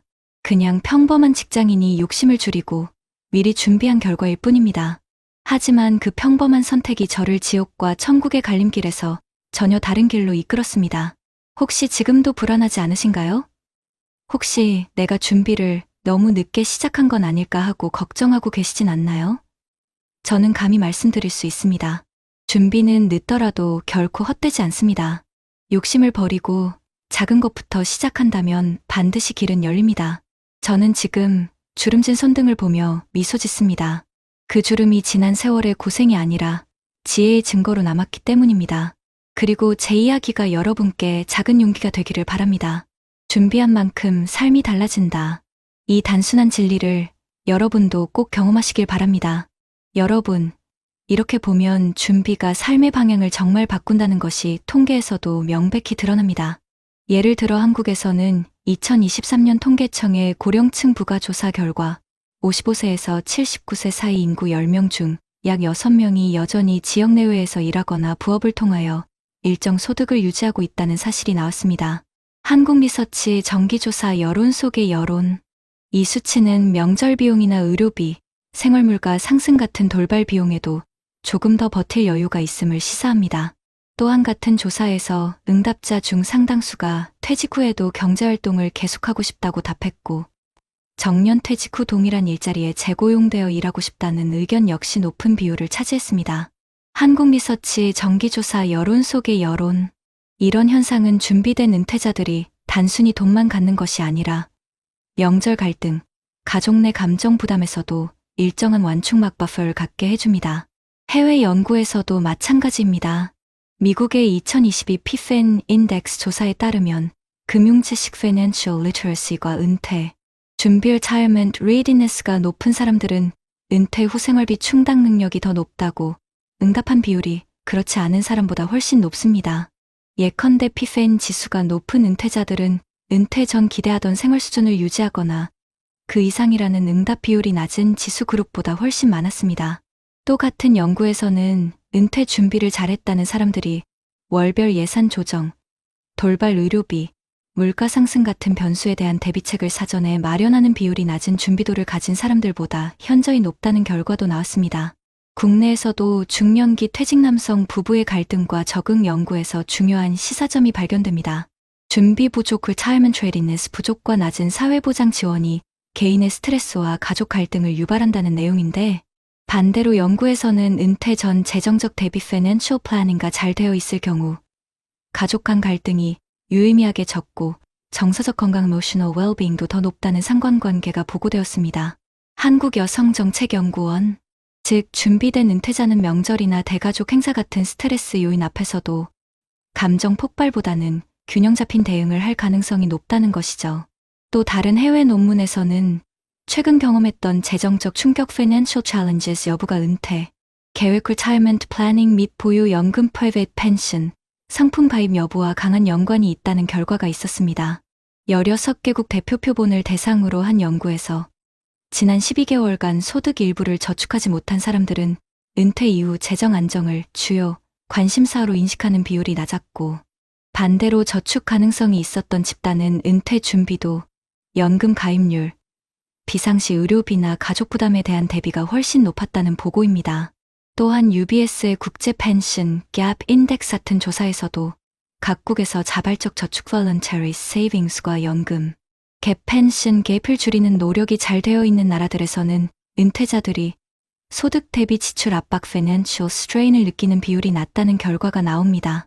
이 모든 통계가 말해주는 것은 위 첫 사례처럼 무계획무 대비 상태였을 때 겪게 되는 고통이 단순한 감정적 고통만이 아니라 실제 명절 갈등, 부부 갈등, 가정폭력 가능성, 생활비 부족, 신체적 질환 악화 등 여러 영역으로 확장된다는 것입니다. 반대로 준비된 사람은 통계적으로 명절 이후의 이혼율 증가나 가족 간 갈등 증가 추이에서 벗어날 가능성이 높고, 은퇴 후 기대 생활 수준이 유지되거나 그에 근접하는 삶을 살 확률도 훨씬 크다는 것이 여러 연구에서 공통적으로 나타납니다. 여러분, 지금까지 얘기한 첫 번째 사례나 대비 사례를 보면 문제는 단순히 개인의 의지뿐만 아니라 제도와 사회 구조도 함께 바뀌어야 한다는 것이 분명해집니다. 그래서 전문가들이나 정부, 지자체에서 제안하거나 이미 시행 중인 정책들을 보시면 우리가 현실에서 적용 가능한 방법들이 있습니다. 우선 국내에서는 많은 지자체들이 노후 준비 지원 사업 같은 프로그램을 운영하고 있는데, 예를 들어 서울시나 경기도 일부 시군에서는 퇴직자 재취업 및 재능 기부 센터를 통해 은퇴 전후의 교육을 제공하고, 연금 및 재정 설계 상담, 건강심리 돌봄 프로그램을 함께 제공함으로써 은퇴 후 삶의 불확실성을 줄이는 데 도움을 주고 있습니다. 또한 정부 차원에서도 국민연금공단이 노후준비 자기주도 프로그램을 운영 중이며, 이 프로그램은 은퇴자 또는 예비 은퇴자를 대상으로 연금 수령 시기 조정, 절세 전략, 투자 상품 분산 등 재정 계획을 세울 수 있게 돕습니다. 이와 같이 공공기관이 재정 설계와 노후 준비에 대한 정보와 지원을 미리 제공해주면 개인이 불필요한 손해를 미연에 방지할 수 있는 거죠. 그리고 지자체 정책 중에서는 장안구나 북구 등 일부 지방자치단체에서 명절 가사 부담 경감 지원 사업을 시범 운영한 곳들이 있습니다. 예컨대 명절 연휴 전후로 가사 도우미 지원 쿠폰을 제공하거나 지역복지관을 통해 명절 음식 만들기 워크숍을 열어서 여러 가구가 나누어 상차림을 준비하게 함으로써 한 사람에게 과도한 부담이 쏠리지 않도록 조정하는 정책이 있고, 또 명절 스트레스 케어 프로그램으로 상담사나 심리 전문가가 참선, 명상, 휴식 워크숍 등을 제공하여 감정 갈등이 폭발하는 것을 미리 완화시키는 시도도 있습니다. 해외에서도 우리나라와 유사한 문화적 가족적 명절 전후 갈등과 은퇴 준비, 미비 문제를 해결하기 위해 효과적인 제도들을 시행하고 있는데요. 예를 들어 미국에서는 SECR이 Act 2.0 같은 법안이 통과되어 중소기업이 직원들에게 은퇴 플랜을 시작할 때 세금 혜택을 주고, 자동 브리보트 엔롤먼트 제도를 강화해서 많은 근로자가 별도 선택 없이도 은퇴 준비 연금에 참여하게 만드는 구조입니다. 이 제도로 인해 은퇴 연금 가입률이 크게 늘었고, 은퇴 이후 생활비 부족으로 겪는 스트레스가 줄어들었다는 분석도 나왔습니다. 또한 유럽 일부 국가들, 예컨대 스웨덴이나 네덜란드에서는 퇴직 전 사회복지 교육과 은퇴 후 연계 커뮤니티 센터 제공을 통해 은퇴자들이 명절이나 가족 행사에서 소외감을 느끼거나 역할 갈등과 컨플릭트를 겪지 않도록 사전에 준비시키는 프로그램이 활성화되어 있습니다. 이런 나라들에서는 연금 수령 조건, 의료비 보장, 주거 지원 등이 비교적 안정적으로 마련되어 있어서 명절 가족 간 갈등 문제가 은퇴자에게 큰 부담으로 작용하지 않는 경우가 많습니다. 이런 정책 및 전문가 의견들을 들었을 때 해결책으로 생각해 볼 수 있는 것들은 다음과 같습니다.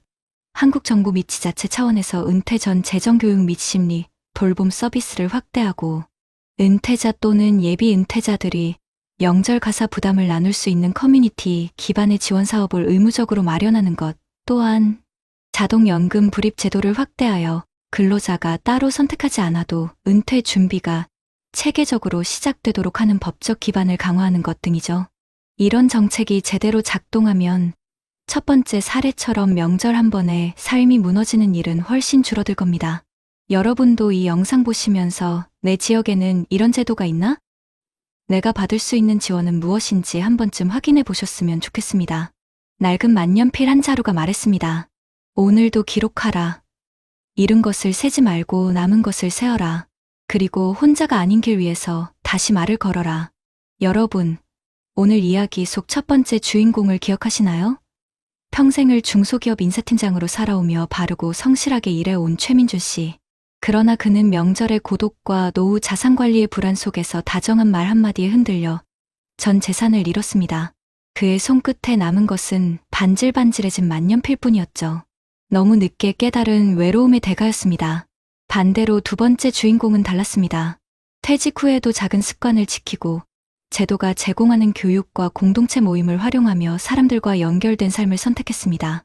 같은 세대, 같은 시대를 살았지만 서로 다른 선택이 만들어 낸 노후의 풍경은 극명히 달랐습니다. 한 사람은 텅 빈 집에서 무너졌고 또 한 사람은 작은 경로당 바둑판 앞에서 웃음을 되찾았습니다. 사실 우리의 삶은 매일 작은 갈림길 위에 서 있습니다. 오늘은 그냥 혼자 참을까? 아니면 누군가에게 손을 내밀어 볼까? 그 사소한 선택이 10년 뒤, 20년 뒤 우리의 노후를 완전히 바꾸어 놓습니다. 명절 때마다 반복되는 고립과 불평등 속에 주저앉을 수도 있지만 용기를 내어 나도 힘들다고 말하고 제도가 마련한 문을 두드리는 순간 새로운 길이 열립니다. 외로움에 흔들려 모든 것을 잃은 최민준 씨의 만년필 기록처럼 실패도 우리 삶의 일부일 수 있습니다. 하지만 다른 주인공처럼 남은 시간을 지혜롭게 채워간다면 그 기록은 곧 희망의 증거가 됩니다. 여러분, 지금 곁에 있는 만년필 같은 도구는 무엇인가요? 누군가는 오래된 다이어리일 수 있고 누군가는 매일 함께 걷는 친구의 발걸음일 수도 있습니다. 그것이 바로 우리를 지탱해줄 근정진정의 힘입니다. 오늘 이 영상을 보시는 50대, 60대, 70대 여러분, 이제는 우리도 선택해야 합니다. 외로움에 무너질 것인가? 아니면 작은 연결을 시작해 행복한 노후를 만들어 갈 것인가? 행복한 노후를 맞은 사람들의 공통점은 거창한 재산이 아니라 관계와 준비를 지켜낸 것이었습니다. 통장을 지키고, 몸을 돌보고, 마음을 나누는 것. 그 세 가지를 지켜낸 사람들은 결국 웃음을 되찾았습니다. 반대로 그 세 가지를 놓친 사람들은 아무리 많은 재산이 있어도 외로움과 후회 속에서 무너져 내렸습니다. 오늘의 이야기가 우리에게 전하는 교훈은 단순합니다. 지금이라도 늦지 않았습니다. 혼자가 아니라는 사실을 기억하고 작은 습관을 만들어가는 것. 그것이 바로 우리 모두가 노력해야 할 길입니다. 낡은 만년필이 전하는 한 줄. 오늘도 기록하고 오늘도 누군가에게 말을 건다. 여러분, 우리 모두 그 길 위에서 다시 만나기를 바랍니다. 사람들은 100세 시대가 축복이라고들 하죠. 하지만 저에겐 그저 하루하루가 불안했습니다. 나이 드니 몸은 여기저기 쑤시고 자식들한테 짐되기 싫어서 평생 모은 5천만 원을 손에 꽉 쥐고 있었거든요. 그런데 그저 다정했던 그 목소리, 따뜻했던 그 관심 한 번에 제 전 재산이 그냥 공중으로 날아가 버렸습니다. 그 사람들은 처음부터 제 돈을 노린 게 아니었어요. 제 외롭고 허전한 마음을 먼저 훔쳐갔던 겁니다. 이 방송 보시는 분들, 이거 절대 남의 일 아닙니다. 그러니 제발 제가 오늘 드리는 이 억울한 사연 끝까지 꼭 좀 들어주세요. 제발요. 2025년 가을이 깊어가는 인천의 한 오래된 아파트. 69세 최민준 씨의 하루는 30년 넘게 맞춰온 시계처럼 정확하게 시작되었습니다. 새벽 6시 정각, 알람 소리 없이도 저절로 눈이 떠졌습니다. 그는 평생을 중소기업 인사팀 부장으로 살며 몸에 익힌 습관대로 침구부터 반듯하게 정리했습니다. 그의 작은 서재는 그의 인생이 담긴 박물관과도 같았습니다. 책상 한가운데에는 퇴직할 때 동료들에게 선물 받은 만년필이 정갈하게 놓여 있었습니다. 바르고 부지런하게라는 뜻의 근정이라는 두 글자가 새겨진, 이제는 손때가 묻어 반질반질해진 만년필이었죠. 그는 부드러운 천으로 만년필을 정성껏 닦는 것으로 하루를 열었습니다. 젊은 시절 사람의 됨됨이를 파악하려 날카롭게 번뜩이던 그의 눈썰미는 이제 돋보기 넘어 신문 활자를 줬는데 쓰이고 있었습니다. 만년필을 쥐고 그날의 주요 경제 기사를 베껴 쓰는 것이 그의 중요한 일과였습니다. 최 부장, 그 이름은 자부심이자 그의 세상 전부였습니다. 평생 사람을 살피고 평가하고 때로는 매정하게 돌아서야 하는 일을 했습니다. 사람 하나는 제대로 본다는 자부심으로 버텨온 인생이었습니다. 하지만 서재를 나서는 순간 그의 세상은 좁고 고요해졌습니다. 5년 전 아내와 사별하고 하나 있는 아들은 서울에서 재살기 바빴습니다. 이따금 걸려오는 아들의 전화는 늘 짧았습니다. 아버지, 식사는 하셨어요? 별일 없으시죠? 아, 네, 지금 회의 들어가야 해서요. 제가 주말쯤 보고 다시 전화드릴게요.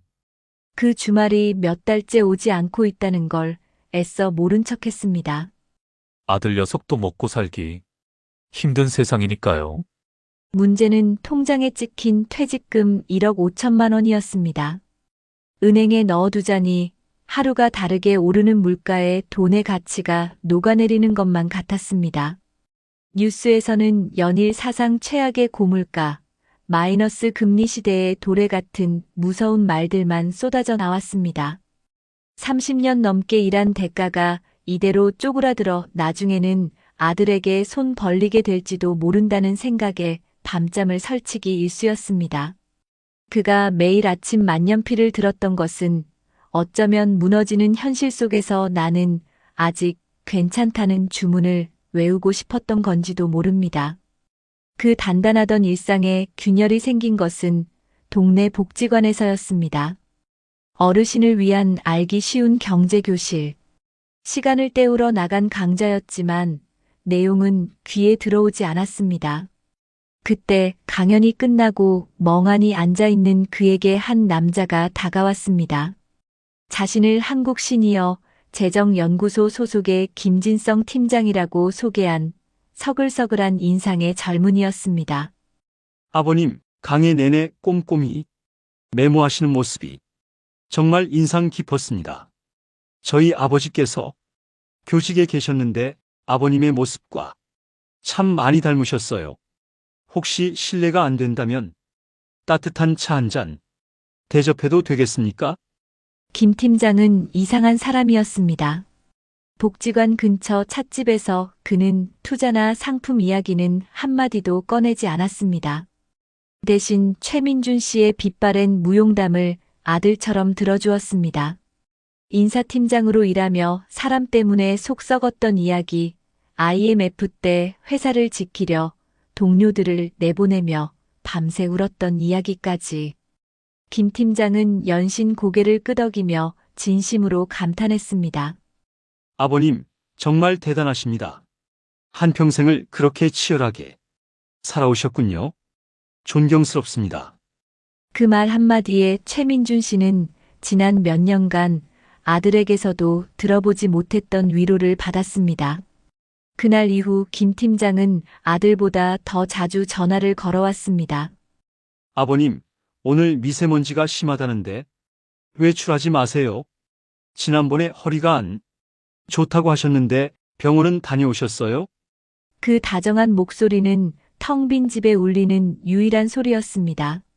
어느 주말 오후 그는 근처에 고객이 있어 왔다며 최민준 씨의 집을 방문했습니다. 양손에는 값비싼 건강식품 상자가 들려 있었습니다. 그는 집안을 둘러보며 가족사진 앞에서 한참을 머물렀습니다. 아버님, 정말 고생 많으셨습니다. 이제는 누구 눈치 보지 마시고 아버님 자신을 위해서 편안하게 사셔야죠. 자식들한테 아쉬운 소리 안 하고 폼나게요. 그 말이 최민준 씨의 가슴 가장 아픈 곳을 정확히 찔렀습니다. 평생의 자존심, 아들에게만큼은 짐이 되고 싶지 않았던 마음. 김 팀장은 그걸 귀신같이 알고 있었습니다. 그날 그는 처음으로 특별한 정보라며 서류 가방을 열었습니다. 아주 조심스럽고 은밀하게. 아버님, 이건 저희 연구소에서 최우수 고객님들께만 드리는 비공개 정보입니다. 정부가 신성장 동력으로 지정한 해상풍력에너지 관련 기업이 있는데 아직 상장 전이라 하는 사람만 투자할 수 있습니다. 원금은 저희가 100% 보증하고요. 은행 이자는 비교할 수도 없습니다. 저희 아버지도 작년에 이걸로 재미 보시고 올해는 해외여행 보내드렸습니다. 알아들을 수 없는 영어와 복잡한 도표로 가득한 자료였지만 최민준 씨의 눈에는 자신을 아버님이라 부르며 걱정해주는 김 팀장의 믿음직한 얼굴만 보였습니다. 평생 사람을 의심하는 게 일이었던 인사부장의 감은 완전히 녹슬어버렸습니다. 통장 잔고가 사라지는 공포보다 이 다정한 관심을 잃게 될지도 모른다는 외로움이 더 크게 다가왔습니다. 그날 밤 그는 잠 못 이루고 서재 책상에 앉아 낡은 만년필만 하염없이 만지작거렸습니다. 근정, 바르고 부지런하게 살아온 인생, 그 마무리를 폼나게 하고 싶었습니다. 김 팀장의 제안이 그 마지막 기회처럼 보였습니다. 다음 날 아침 그는 떨리는 손으로 전화기를 들었습니다. 김 팀장, 나 한번 믿어보기로 했네. 그날 오후 그는 현금처럼 바로 인출 가능한 정기예금 2개를 해지했다. 창구 직원이 고객님, 금액이 크신데 투자 목적이시면 꼭 상품 설명서를 확인하시고요라고 말했지만 그는 고개만 끄덕였다. 서류를 들고 나오며 주머니에서 만년필을 꺼냈다. 계약서 하단 투자 위험 고지에 또렷이 서명을 남겼다. 첫 송금은 5천만 원이었다. 김 팀장은 입금 직후 전화를 걸어 아버님, 정말 현명하십니다. 내일자로 우선주 배정을 넣어드리겠습니다라고 힘주어 말했다. 그날 밤 최민준 씨는 오래된 전기포트에 물을 올려 차를 우리며 아들에게 전화를 걸까 말까 망설였다. 잘 되면 말해도 늦지 않다. 그는 통화 기록을 닫고 서재로 돌아가 만년필을 천으로 다시 한번 닦았다. 일주일 뒤 김 팀장은 수익 현황이라는 표를 보냈다. 예상 누적 수익률 7.8%. 초기 배당 잡히면 추가로 넣으시는 분들 많습니다. 말끝마다 아버님을 붙이던 목소리는 다정해졌다. 그는 결국 2번에 나눠 나머지 돈도 보냈다. 총액 1억 5천만 원. 마침내 통장에는 생활비 몇백만 원만 남았다. 그 밤 그는 벽에 기대어 앉아 가족사진 아래에서 한참을 있었다. 둘째 주 월요일 아침 문자 수신이 멈췄다. 회의 중이라 잠시 후 연락드리겠습니다. 그 문자가 마지막이었다. 전화는 통화 중 혹은 전원이 꺼져 있습니다로 돌아왔다. 그는 복지관 안내문에서 본 주소를 찾아 나섰다. 낡은 상가 골목 3층. 간판은 벗겨져 있었고 유리문 안쪽엔 임대문의 종이만 바람에 흔들렸다. 그는 엘리베이터 앞 좁은 복도에서 한동안 움직이지 못했다. 손에 쥔 서류 봉투 위에 만년필이 떨어지며 짧은 금속성 소리가 났다. 오래 쥐어 반질해진 그 만년필은 순간 낯설게 보였다. 제가 뭘 놓친 거죠? 그의 귓가에 스스로의 목소리가 메아리 쳤다. 그는 결국 지구대에 들렀다. 그는 멈췄다. 담당 형사는 최근 같은 유형이 많다며 피해 사실 확인서를 작성했다. 계좌가 얽힌 법인은 이미 해산 공고가 났고 대표 전화는 대포폰이었다. 접근 방식이 교묘합니다. 복지관광좌병원 대기실 등에서 상호작용을 쌓고 가족 호칭으로 신뢰를 확보하죠. 그는 고개를 끄덕였다. 형사가 연락망이나 서류 사진을 남겨두신 게 있냐고 묻자 그는 주머니에서 만년필과 함께 접어둔 메모지를 꺼냈다. 날짜, 시각, 대화 요지, 계좌번호. 자필로 빼곡했다. 밤이 깊어 돌아온 집은 넓었다. 부엌 시계 초침이 벽을 두드렸다. 그는 찻잔 옆에 만년필을 눕히고 불을 껐다. 잠결에 아들의 카카오톡 메시지가 떴다. 아버지, 이번 주는 지방 출장이 생겨서요. 다음에 꼭 봬요. 화면이 다시 어두워졌다.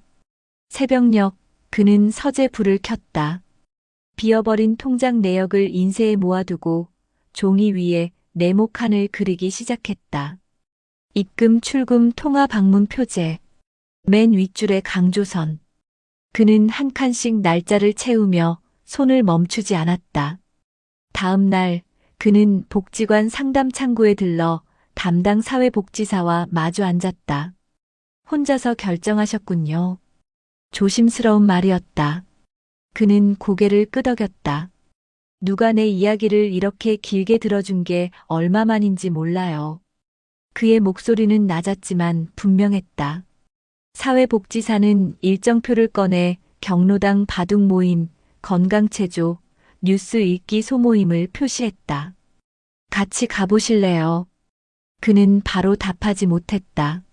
만년필을 돌리다 멈추며 조용히 말했다. 가보겠습니다.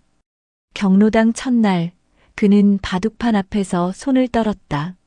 맞은편 노인은 처음이면 누구나 떤다고 웃었다.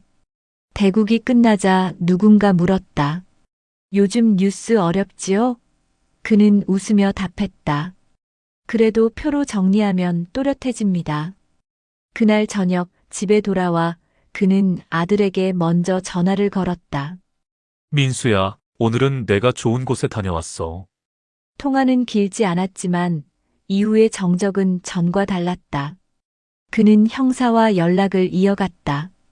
송금 경로 추적, 관련 계좌 동결 신청, 공동대응센터 신고. 시간이 걸린다고 했다. 그는 이번엔 조급해하지 않기로 마음먹었다. 대신 매일 아침 만년필로 같은 문장을 베껴 썼다. 서두르지 않되 멈추지 않는다. 어느 날 형사가 말했다. 비슷한 피해자분들이 있습니다. 경로당에서 사례를 나눠주실 수 있을까요? 그는 잠시 말이 없었다가 말했다. 제가 할 수 있을까요? 작은 발표는 경로당 강의실에서 열렸다. 그는 스크린 대신 손수 만든 양식 몇 장을 돌렸다. 표의 맨 윗줄엔 붉은 펜으로 적힌 문장 하나. 처음 다가오면 첫 제안은 미룬다. 그는 사건을 시간순으로 정리한 표대로 읽었다. 마지막 장을 넘기며 그는 만년필을 가볍게 들어보였다. 이게 제 직업의 마지막 습관이자 제가 붙들 수 있었던 도구였습니다. 말이 끝나자 앞줄에 한 노인이 손을 들었다. 나도 비슷했소. 다른 사람도 고개를 끄덕였다. 누군가는 웃었고 누군가는 한숨을 쉬었다. 누구도 박수를 크게 치지 않았다. 그러나 흩어지는 사람들의 걸음이 전보다 조금 붙어 다녔다. 복도 끝에서 누군가 그에게 말했다. 다음에 차 한잔 하시지요. 그가 고개를 숙였다. 예, 좋습니다. 가을비가 그친 저녁, 그는 현관문을 잠그고 서재 불을 껐다. 거실을 지나며 사진 앞에 한번 멈췄다. 그리고 만년필을 제자리, 천 위에 눕혔다. 뚜껑을 닫는 소리가 작게 울렸다. 그는 커튼을 젖혔다. 골목 입구, 가로등 불빛 아래 비가 잔잔히 마르고 있었다. 전화기가 가볍게 떨렸다. 아버지, 다음 주엔 진짜 뵐게요. 저도 보고 싶습니다. 그는 답장을 길게 쓰지 않았다. 그래, 난 잘 지낸다. 그 말 뒤에 작은 점을 하나 찍고 만년필을 내려놓았다. 그는 알았다. 되찾아야 할 것은 돈뿐만이 아니라 말의 자리를 다시 채우는 일이었다. 다음 날 일정표엔 네모칸들이 빼곡했다. 바둑 체조, 신문 읽기, 형사 연락, 발표 준비. 매니 여백에 그는 붉은 펜으로 한 줄을 더 그었다. 오늘도 기록한다. 오늘도 누군가와 말을 건다. 그 줄을 그으며 그는 서랍을 닫았다. 문이 닫히는 소리 뒤 집안 공기는 어제와 달랐다. 여러분 어떠시나요? 위의 사례는 정말 비참하고 서글픈 인생 아닌가요? 하지만 지금부터 소개해드리는 사례는 정반대의 선택으로 행복한 노후를 보내고 있는 분을 소개해드리겠습니다. 2025년 봄 경기도 성남의 오래된 주택가. 68세 정혜성 씨의 하루는 이웃들의 눈길을 끌 만큼 활기찼습니다. 이른 새벽 6시, 그는 아내와 함께 동네 뒷산을 오르며 하루를 시작했습니다. 오랜 세월 직장에 매여 있던 습관 때문인지 그는 퇴직 후에도 정확한 생활 리듬을 유지했습니다. 정혜성 씨는 국내 굴지의 자동차 부품 회사를 다니다 63세에 정년 퇴직한 뒤 1억 7천만 원의 퇴직금을 받았습니다. 많은 이들이 그 돈을 어디에 굴릴지 고민하며 불안해했지만 그는 퇴직 몇 해 전부터 이미 답을 정해두고 있었습니다. 당장은 유혹이 많을 거야. 하지만 나는 절대 단번에 부풀어 오르는 이야기엔 흔들리지 않는다. 그의 책상 위에는 낡은 가계부가 놓여 있었습니다. 30년 넘게 한 달도 빠지지 않고 손으로 써내려간 수입과 지출 내역. 작은 글씨로 빼곡히 적힌 기록에는 그의 삶이 고스란히 담겨 있었습니다.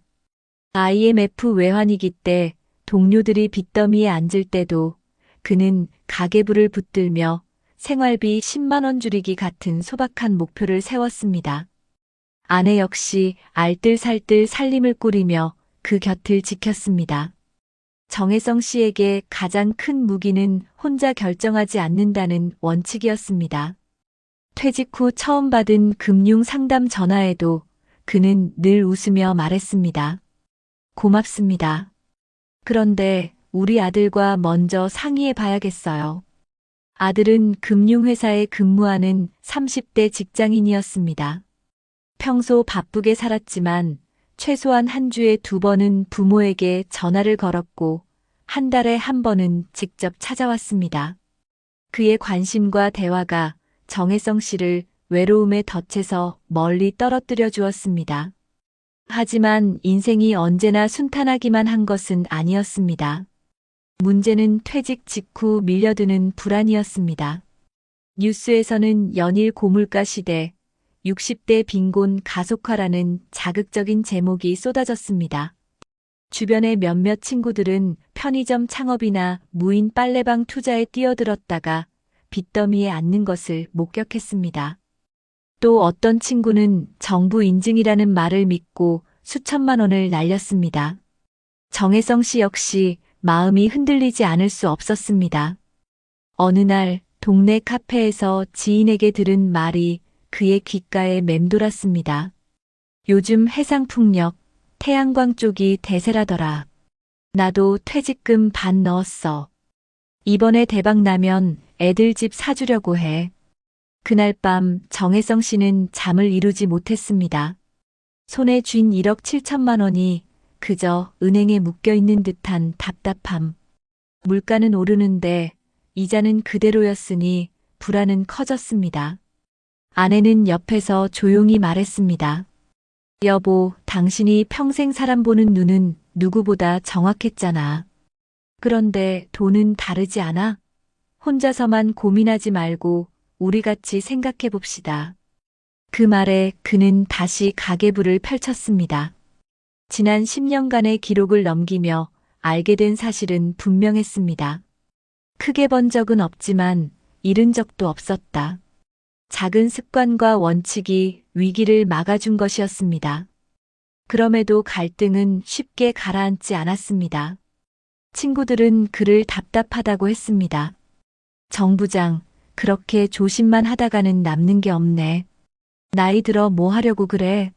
나처럼 조금은 과감히 움직여야지. 그 말을 들은 그는 잠시 흔들렸습니다. 그러나 결국 그는 아들과 약속한 원칙을 떠올렸습니다. 혼자 결정하지 않는다. 며칠 뒤 그는 아들을 불러 함께 은행을 찾았습니다. 은행 상담 직원은 장시간에 걸쳐 설명했습니다. 연금저축, ISA 계좌, 분산투자, 그리고 노후를 위한 안정형 채권 펀드. 복잡해 보였지만 아들이 옆에서 꼼꼼히 메모하며 아버지에게 설명했습니다. 아버지, 이건 위험이 크고 이건 안정적인데 세금 혜택이 있어요. 조금은 주식형으로 가되 대부분은 안전자산으로 가져가시는 게 좋아요. 그날 그는 처음으로 자신의 퇴직금을 3등분했습니다.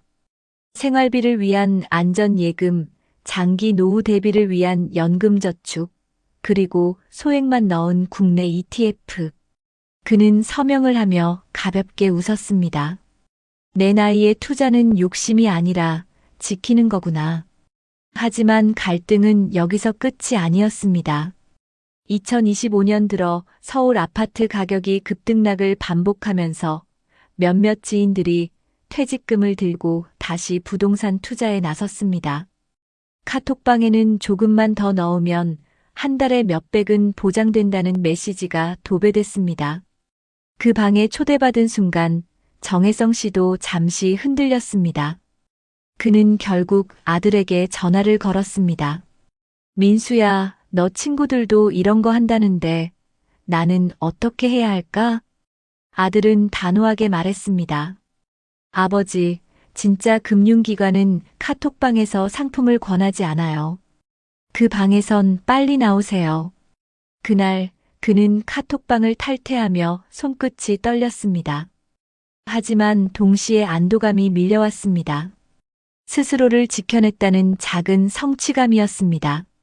갈등의 순간은 거듭 찾아왔습니다. 아파트 관리사무소 앞에서 만난 70대 노인은 퇴직금을 모두 날렸다며 탄식했습니다. 그 이야기를 들으며 정혜성 씨는 다시 한번 다짐했습니다. 나는 혼자 결정하지 않는다.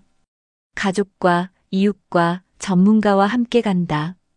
그의 만년필 옆 가계부에는 붉은 펜으로 이렇게 적혀 있었습니다. 돈은 지키는 것, 사람은 함께하는 것. 퇴직 후 세 번째 해가 되던 2025년 여름, 정혜성 씨는 가장 큰 시험을 맞이했습니다. 언론에서는 고령층 금융사기 급증이라는 뉴스가 연일 보도되었고, 가까이 지내던 지인이 투자 사기를 당해 순식간에 수억 원을 잃었다는 소식이 들려왔습니다. 불안은 순식간에 그의 마음을 파고들었습니다. 나도 혹시 잘못된 선택을 한 건 아닐까? 지금이라도 더 높은 수익을 찾아 나서야 하는 건 아닐까? 갈등은 오래가지 않았습니다. 어느 날 아파트 경로당에서 열린 모임에서 한 노인이 떨리는 목소리로 자신의 사연을 털어놓았습니다. 나는 아들에게 미안해서 말도 못했는데 전 재산을 다 잃었어. 이제 남은 건 기초연금뿐이야. 그 순간 정혜성 씨는 그토록 조심스러웠던 자신의 선택이 결코 잘못되지 않았음을 확신했습니다. 지키지 못한 돈보다 무너져버린 자존심이 더 아프다는 사실을 눈앞에서 확인했기 때문이었습니다. 집으로 돌아온 그는 오래된 가계부를 펼쳤습니다. 수십 년간 적어온 기록들, IMF 때, 금융위기 때도 꿋꿋이 이어온 습관이 자신을 여기까지 지켜냈다는 걸 새삼 깨달았습니다. 붉은 펜으로 굵게 선을 긋고는 이렇게 적었습니다. 내 노후의 가장 큰 자산은 돈이 아니라 습관과 원칙이다. 이후 그의 생활은 조금씩 달라졌습니다. 매주 2번 아들이 전화를 걸어오는 것만으로도 충분했지만 정혜성 씨는 오히려 먼저 아들에게 전화를 걸었습니다. 오늘은 체조 모임 다녀왔다. 친구들이랑 바둑도 두고 왔어. 아들은 잠시 놀란 듯 하다가 웃었습니다. 아버지, 이제 제가 더 걱정 안 해도 되겠네요. 경로당 활동은 그에게 새로운 활력을 주었습니다. 바둑판 앞에서 진지하게 술을 읽던 그의 표정은 퇴직 전 사무실에서 보고서를 검토하던 때와 다르지 않았습니다. 그러나 이번에는 동료를 평가하거나 압박하는 눈빛이 아니라 함께 웃고 고민을 나누는 따뜻한 시선이었습니다. 매주 수요일에는 복지관 경제 강좌에 참석했습니다. 이번에는 학생이 아니라 강사로서였습니다. 자신이 직접 경험한 금융사기의 유혹, 그리고 그것을 어떻게 피할 수 있었는지를 또래 어르신들에게 설명했습니다. 여러분, 진짜 금융기관은 절대 먼저 찾아오지 않습니다. 그리고 혼자 결정하지 마세요. 자식이나 믿을 만한 지인과 반드시 상의하세요. 저도 처음에는 흔들렸습니다. 하지만 원칙을 지켰기에 지금 이렇게 여러분 앞에 설 수 있는 겁니다. 강의실은 숨죽인 듯 조용했습니다. 몇몇은 눈시울을 붉혔고 누군가는 연신 메모를 했습니다. 강의가 끝난 뒤 한 할머니가 다가와 말했습니다. 정 선생님 덕분에 눈이 뜨였어요. 나도 며칠 전 이상한 전화 받았는데 그냥 흘려버렸거든요. 그런데 오늘 듣고 보니 그게 위험할 뻔한 일이었네요. 그 말에 정혜성 씨는 미소 지었습니다. 퇴직 전 인사팀 부장으로서 사람을 지켜내지 못해 괴로웠던 순간이 많았는데 이제라도 누군가에게 도움이 되는 순간을 맞이한 것이었습니다. 시간은 흘러 2025년 가을, 집 거실벽에 걸린 가족사진 아래에서 그는 아들과 함께 식탁에 앉았습니다. 아들은 아버지의 손을 꼭 잡으며 말했습니다. 아버지, 제가 존경하는 이유가 뭔지 아세요? 돈을 많이 모으셔서가 아니라 끝까지 원칙을 지키신 거예요. 그게 저한테도 가장 큰 가르침이에요. 정혜성 씨는 잠시 말이 없었습니다. 눈가가 젖어드는 걸 들키고 싶지 않아 신문을 들었지만 활자가 흐릿해졌습니다. 그는 천천히 말했다. 민수야, 돈은 결국 쓰고 지나가는 거지만 원칙은 남는다. 내가 지킨 건 그거야. 그의 일상은 화려하지 않았습니다. 그러나 매주 복지관 체조 모임, 경로당 바둑판, 아들과의 전화, 그리고 가계부를 적는 습관이 모여 단단한 삶을 만들었습니다. 그는 더 이상 외롭지 않았습니다. 집안은 여전히 고요했지만 그 고요는 공허가 아닌 평온이었습니다. 여러분, 혹시 남 얘기 같으신가요? 하지만 곰곰이 생각해 보십시오. 누구나 나이를 먹고 언젠가는 혼자가 될 수 있습니다. 그때 지켜줄 수 있는 것은 화려한 투자나 큰 돈이 아니라 평생 이어온 작은 습관과 주변 사람들과의 끈끈한 대화입니다. 정혜성 씨는 퇴직금 1억 7천만 원을 잃지 않았습니다. 더 중요한 건 외로움에 휘둘리지 않고 원칙을 지킨 덕분에 돈보다 값진 안전한 노후와 가족과의 신뢰를 지켰다는 사실입니다. 여러분, 우리 모두 언젠가 같은 자리에 설 수 있습니다. 그때 무엇을 지킬지는 지금의 선택에 달려 있습니다. 혼자가 아니라는 믿음, 그리고 작은 원칙. 그것이 진정한 노후의 자산 아닐까요? 여러분, 그렇다면 지금 우리 사회에서 혼자 사는 노인들이 얼마나 취약한 상황에 놓여 있는지 수치로 확인해 보겠습니다. 먼저 통계청이 2024년에 발표한 고령자 통계를 보면 현재 65세 이상 고령 인구 중 혼자 사는 노인은 약 180만 명에 달합니다. 전체 노인 인구의 20%가 넘는 비율인데 특히 70세 이상에서는 그 비율이 더욱 높아집니다. 문제는 단순히 혼자 사는 숫자가 아니라 이분들이 하루에 대화하는 시간이 극도로 짧다는 점입니다. 보건복지부에서 발표한 노인 실태조사에 따르면 독거노인의 하루 평균 대화 시간은 30분도 채 되지 않는다고 합니다. 이는 가족과 함께 사는 노인들에 비해 절반 이하 수준인데 사회적 교류가 부족할수록 외부의 달콤한 유혹이나 사기성 접근에 쉽게 노출될 수 있다는 것을 보여주는 단적인 수치입니다. 실제로 금융감독원이 집계한 자료를 보면 2023년 한 해 동안 발생한 65세 이상 고령층 금융사기 피해 건수는 전년 대비 약 18% 증가했고 1인당 평균 피해 금액은 2,400만 원을 넘었습니다. 특히 전화나 온라인으로 접근하는 보이스피싱보다 최근 몇 년 사이 급증한 유형이 바로 대면 관계형 투자 사기입니다. 범죄 조직이 직접 노인을 찾아가 장기간 신뢰를 쌓은 후 돈을 빼앗는 수법인데 이 경우 피해 금액이 더 크고 회복 가능성은 더 낮다고 보고되고 있습니다. 이 문제는 한국만의 상황이 아닙니다. 세계보건기구 WHO와 경제협력개발기구 OECD에서도 공통적으로 지적하는 부분이 있습니다. 노인의 사회적 고립과 금융사기 취약성이 밀접하게 연결돼 있다는 것입니다.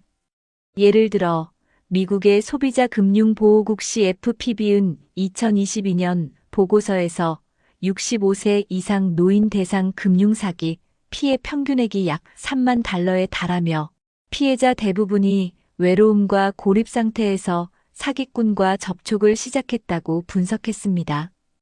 또 영국 노인복지단체 에이지 UK 조사에 따르면 독거노인의 40% 이상이 일주일에 한 번도 가족이나 친구와 대화를 나누지 않는다고 응답했는데 이 집단이 사기에 당할 확률은 그렇지 않은 노인에 비해 4배 이상 높았습니다.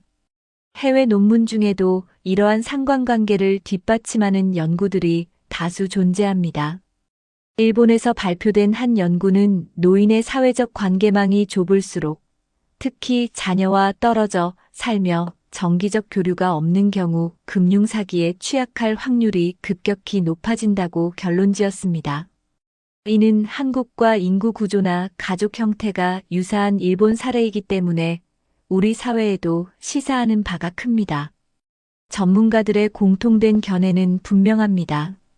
노인들의 탐욕이나 지적 능력 저하 때문이 아니라 관심과 대화의 결핍이 사기 피해의 본질적 원인이라는 것입니다. 실제로 국내 학술지 한국노인복지학 회지에 실린 2023년 논문을 보면 고령층 금융사기 피해자의 상당수가 사기범을 효자나 딸 같은 존재로 인식하며 마음을 연 뒤 돈을 잃은 사례가 많았다고 분석했습니다. 또 보건사회 연구에 게재된 연구에서는 독거노인의 정서적 고립이 건강 문제보다도 금융 위험에 더 큰 영향을 미친다는 점을 강조했습니다. 해외에서도 비슷한 결과가 나타납니다. 미국 노년학 저널 제런탈러지 저널에 발표된 논문은 노인 금융 사기의 가장 큰 예측 요인은 재정 지식이 아니라 사회적 고립이라고 결론을 내렸습니다. 즉, 돈에 대한 지식이나 금융 문해력이 부족해서라기보다 마음을 채워줄 대화 상대가 없을 때 사기꾼의 가짜 친절이 파고들 여지가 커진다는 것입니다. 그렇다면 구체적으로 어떤 요인들이 노인들을 위험에 빠뜨릴까요? 한국형사정책연구원의 보고서에 따르면 첫째는 정보 비대칭입니다. 복잡한 금융상품이나 투자 정보를 혼자 이해하기 어려운 상황에서 누군가 쉽게 설명해 주겠다며 접근하면 경계심이 무너진다는 겁니다.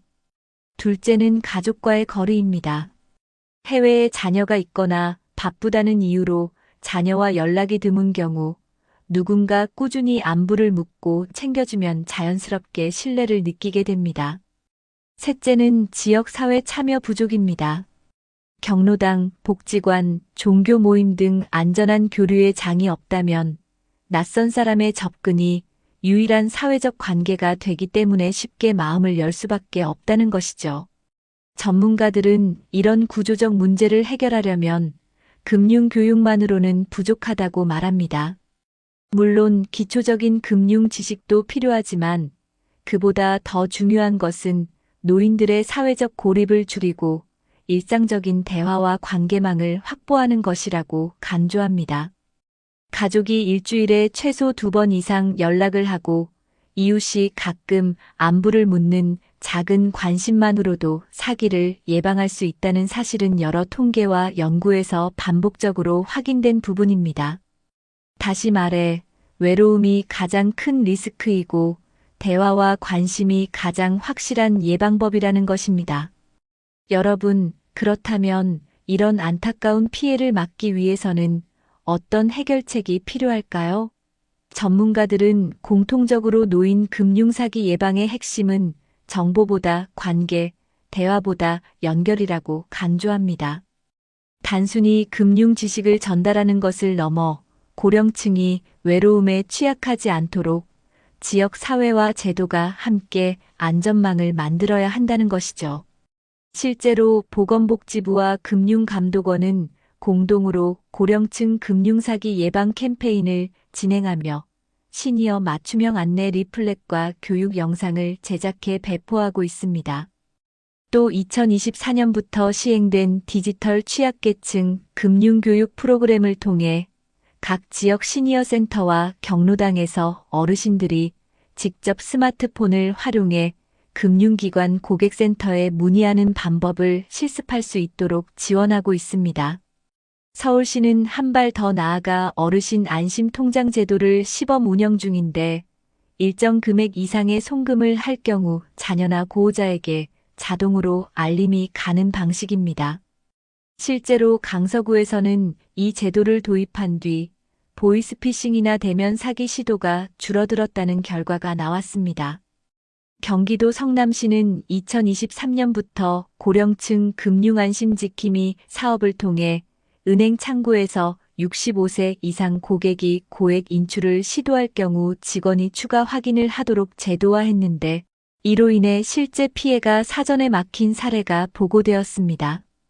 부산시 또한 독거노인 대상 스마트 안부 확인 서비스를 제공하여 일정 시간 전기나 수도 사용량이 없으면 담당 공무원과 연결된 콜센터에서 즉시 확인 전화를 하도록 하고 있습니다.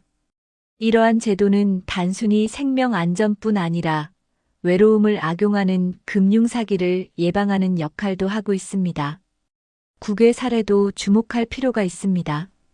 일본은 2018년부터 특별보호계좌 제도를 운영하고 있는데 일정 연령 이상 고령자가 금융 거래를 할 때 가족이나 제3자의 동의를 의무적으로 거치도록 하여 피해를 예방하고 있습니다.